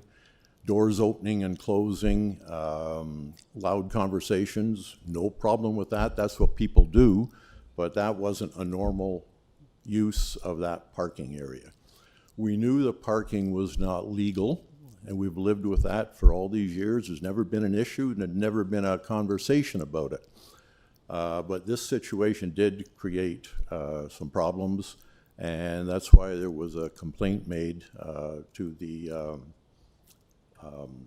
bylaw department. The parking, if it remained the way it was before the commercial equipment started getting put in there, is fine with us. We do not have an issue with that. We understand it's a business. We understand their customers have to park somewhere. We understand that there's a community need for this type of thing. But when the nature changed to commercial, that changed our opinion. The Columbaria, this area that they would like to use for the Columbaria was residential. There was a neighbor's house. The manager, the long-term manager of the cemetery lived in the house. His name was Joe Graham. He was a pioneer family in Weston, hell of a nice man. We got along with him very well. He passed on, unfortunately. At that time, the cemetery elected to demolish his house, and then they applied to have that residential lot approved for burial. Etobicoke Council, in its wisdom in 1997, approved it for in-ground cremation burial with flat plaques, which would be minimally invasive in the neighborhood, and basically part of that area is already used for that. Our issue is not with that type of use. Our issue is if that use changes to upright columbaria with who knows what height limits on them or mass limits, that the whole nature of it's a small piece of property. The whole nature of a small piece of property has changed from open that you can see through, grass with plaques on the ground, and all of a sudden now large, awkward looking structures. This piece of property is immediately adjacent to Royal York Road. Passenger, people walking by every day, that type of thing. It would not be the most aesthetically pleasing structures to have in that particular area. Does it affect us directly? My property, my neighbor's properties, the 5 of us who are involved in this situation? Not really. It's more of a neighborhood thing with the columbaria. The parking does affect us, but we have lived with that. We can continue to live with it if those guys behave themselves. That's all I have to say. Sorry, I could ask Mr. Scott, but where is the parking lot? Which corner? It's the northwest corner of the cemetery itself. And because it adjoined residential properties, they had not used it for many years they didn't need it, I think, for burial. The parking was always something that just kind of happened. There was a roadway by there, and the roadway got extended a little bit and got paved a little bit, and cars would park on the shoulder, and then they would park a little further. And it just kind of crept in, and it did not bother us. There was no issue from our side on that type of use for it. And it got expanded into a full-fledged parking lot with 19 spaces, and we still managed with that. It's when they started putting commercial equipment there that our opinion changed. Mm-hmm. Okay, thank you. Any questions or comments for the gentleman? Yes. Yes. Question, please. Would it be safe to say that if the parking were restricted to passenger vehicles only, and if the height of the columbaria were restricted to 2 meters as a maximum height, would that satisfy your concerns? The parking situation is fine. If you put those, I think we requested 3 restrictions, which always existed anyway, just formalize them. We do not have an issue with that. What are your 3 restrictions? Restrictions, private individuals, no commercial vehicles, no employee parking. Have you seen the submission that I presented? Yes, I have. Okay, all right. No employee parking, please. No commercial excavators. Because in your deputation, you stated that you're okay with employee parking, but now... No. In your verbal deputation. No employee parking. Never has been. And that's in our request. And private individual cars only. Okay, what about the height of the columbaria? Columbaria, I don't have a feeling on that, and I'll tell you why, because it doesn't affect us directly. It's been approved for in-ground burials. So it's a simple question. Do you have a problem with it or not? 6 feet and high? Yeah. 6 six feet. and a half feet, like Yeah. a few inches taller than me. That would be okay. Thank you. So, You're welcome. Mr. Chair, the only concern I have is the parking for employees. You There's can't. no way of There's no way to policing enforce that. or enforcing it. If they're in a passenger vehicle, then no one's gonna stop and ID everybody. Yep. Anything else, panel, for the gentleman? Just one comment. So the Columbaria, is that visible to the traffic on Royal York Road or the pedestrians on Royal York Road? It is. It would be. It is, or would be, yes. So it'd be a kind of like looking at a bunch of Canada Post community mailboxes? You could describe it that way. Yeah. Yeah, good example. And people put artificial flowers on them and pictures on them, that type of thing. There's an aesthetic issue about it. No, I tend to agree with you, actually. Is there any way of restricting the area that the Columbaria is in? And I guess that's more of a question of If there were a good dense, possibly cedar hedge planted along the property line at the sidewalk at Royal York Road.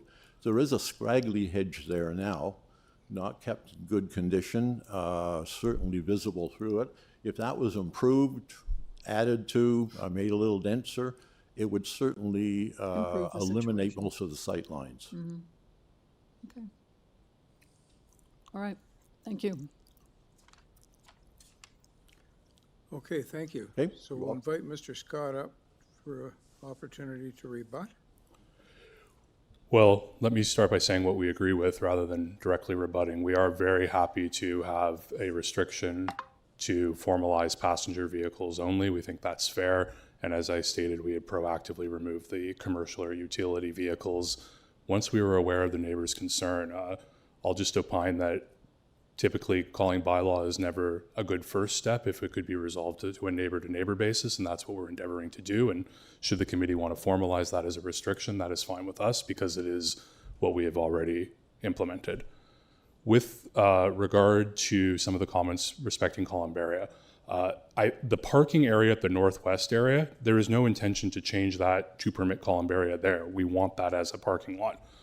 Columbaria, as I think Mr. Adams brought forward, have to be interior to the site, set back from residences. There is a privacy fence and hedging around much of the cemetery, certainly adjoining the residences. The view from Royal York Road, they are roughly the size as stated as a community mailbox.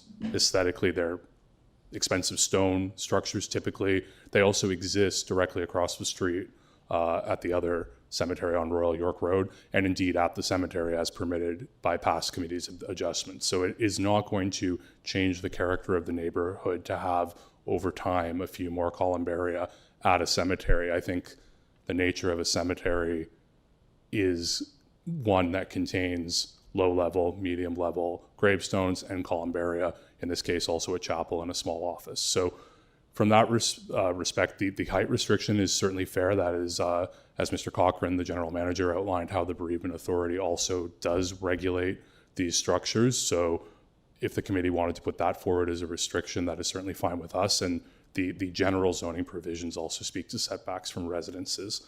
I will just add that there are 3 adjoining residences to the parking area. One is actually owned by the cemetery. The other 2 are neighbors, and we're happy to work with them. Finally, some of the photos submitted from the resident who spoke that were shown on screen are in fact from the cemetery across the street, not the cemetery we're dealing with. But I would just say that goes to show the character of the neighborhood and contains 2 cemeteries, one with these permissions already in place. So if anyone is concerned about a neighborhood aesthetic or character, the neighborhood character already maintains these structures as is. I think I've addressed anything that was raised, but if you have further questions, I'm happy to respond. Just a comment. Our deputant mentioned this cedar hedge that was looking like it needed to be replaced. Is that something that you would consider in the area that he was referring to? Not certain exactly where he was referring to. There is a fair bit of vegetation, trees, and other hedging, as on screen, throughout the various 3 perimeters that adjoin residences. Royal York Road itself, I think, as we can see on screen, has a fence and trees. The perimeter where it's residences is a combination of various vegetation and fencing. Okay. If there's an area where it needs to be maintained, if it's on the cemetery site versus the residences, I think we can figure that out in the fullness of time as well. Okay. We might have that conversation with the deputant. Absolutely. Thank you. Thank you. Any other questions or comments for Mr. Scott? No? Great. Okay, Thank you. Thank you, Mr. Scott. So I think we can go into committee for some discussion if we need, or a motion.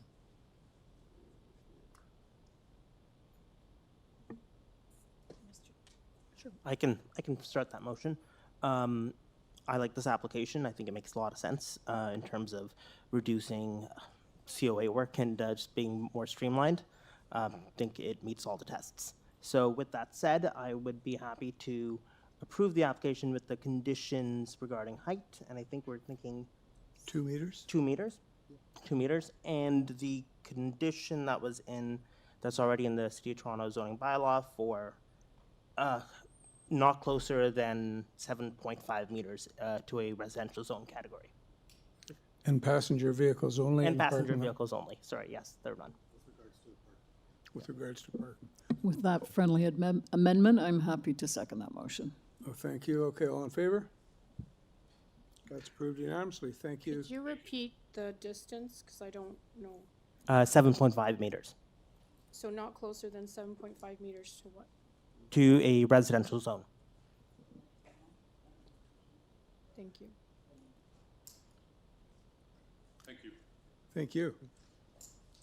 Okay, just before we proceed, I want to put something out to us all. We're moving on to item 10, which looks pretty straightforward to me. Oh, can you turn me off? I don't like hearing myself.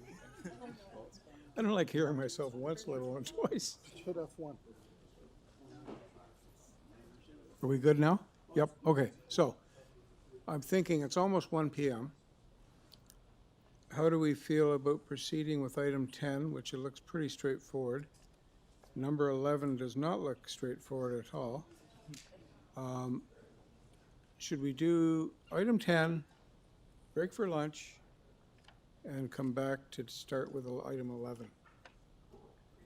Madam Deputy Secretary Treasurer? That's up to the committee, because I don't believe we'll finish the morning session for quite a while. So have I drawn the line at the appropriate place? Sorry? Have I drawn the line at the appropriate place? I think so. Okay. With apologies to anyone who's here. Yeah, sorry about this, but as those of you who have been sitting here, you know it's been a long, arduous hearing so far.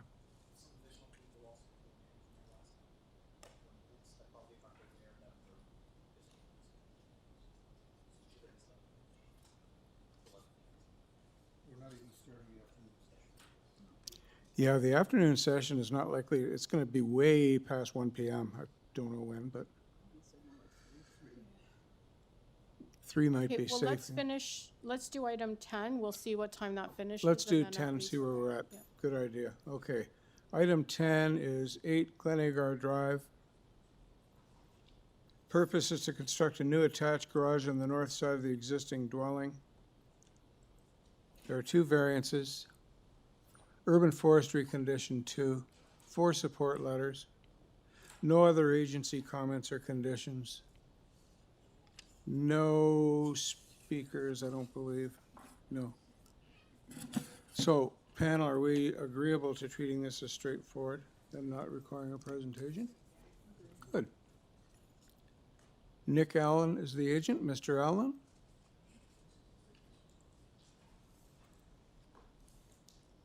Nick, can you hear us? Good afternoon. Can you hear me okay? You're a little bit low. Can you speak a little bit louder? Yeah, just give me a moment. I'll adjust the microphone settings here and see if that helps.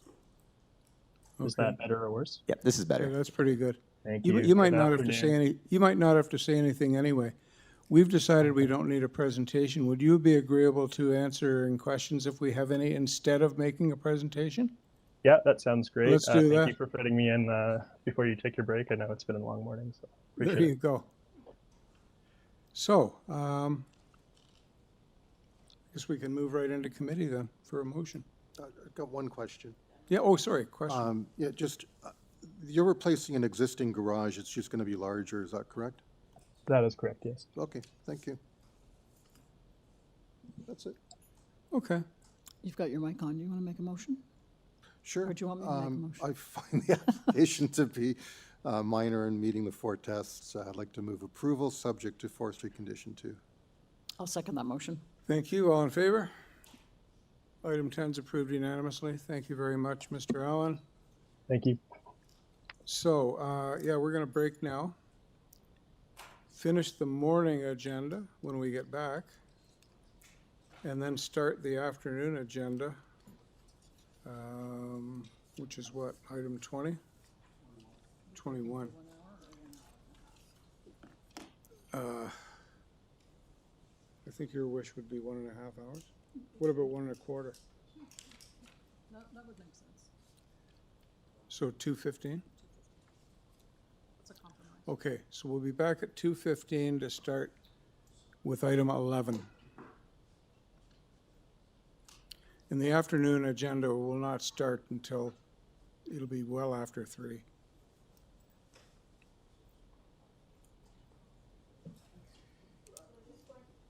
We'll just ask everyone to vacate the room until we come back. Thank you. Best laid plans, eh? Red card? Yeah, I don't want them coming. I don't want them knowing I'm there. We're all done. Turn your camera off. Turn your...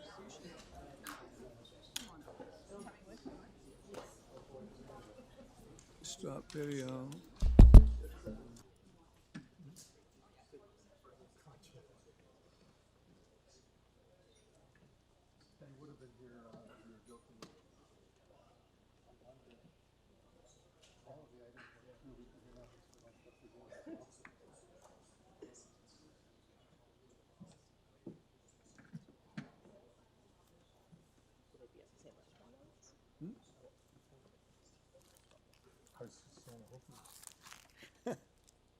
They may, though.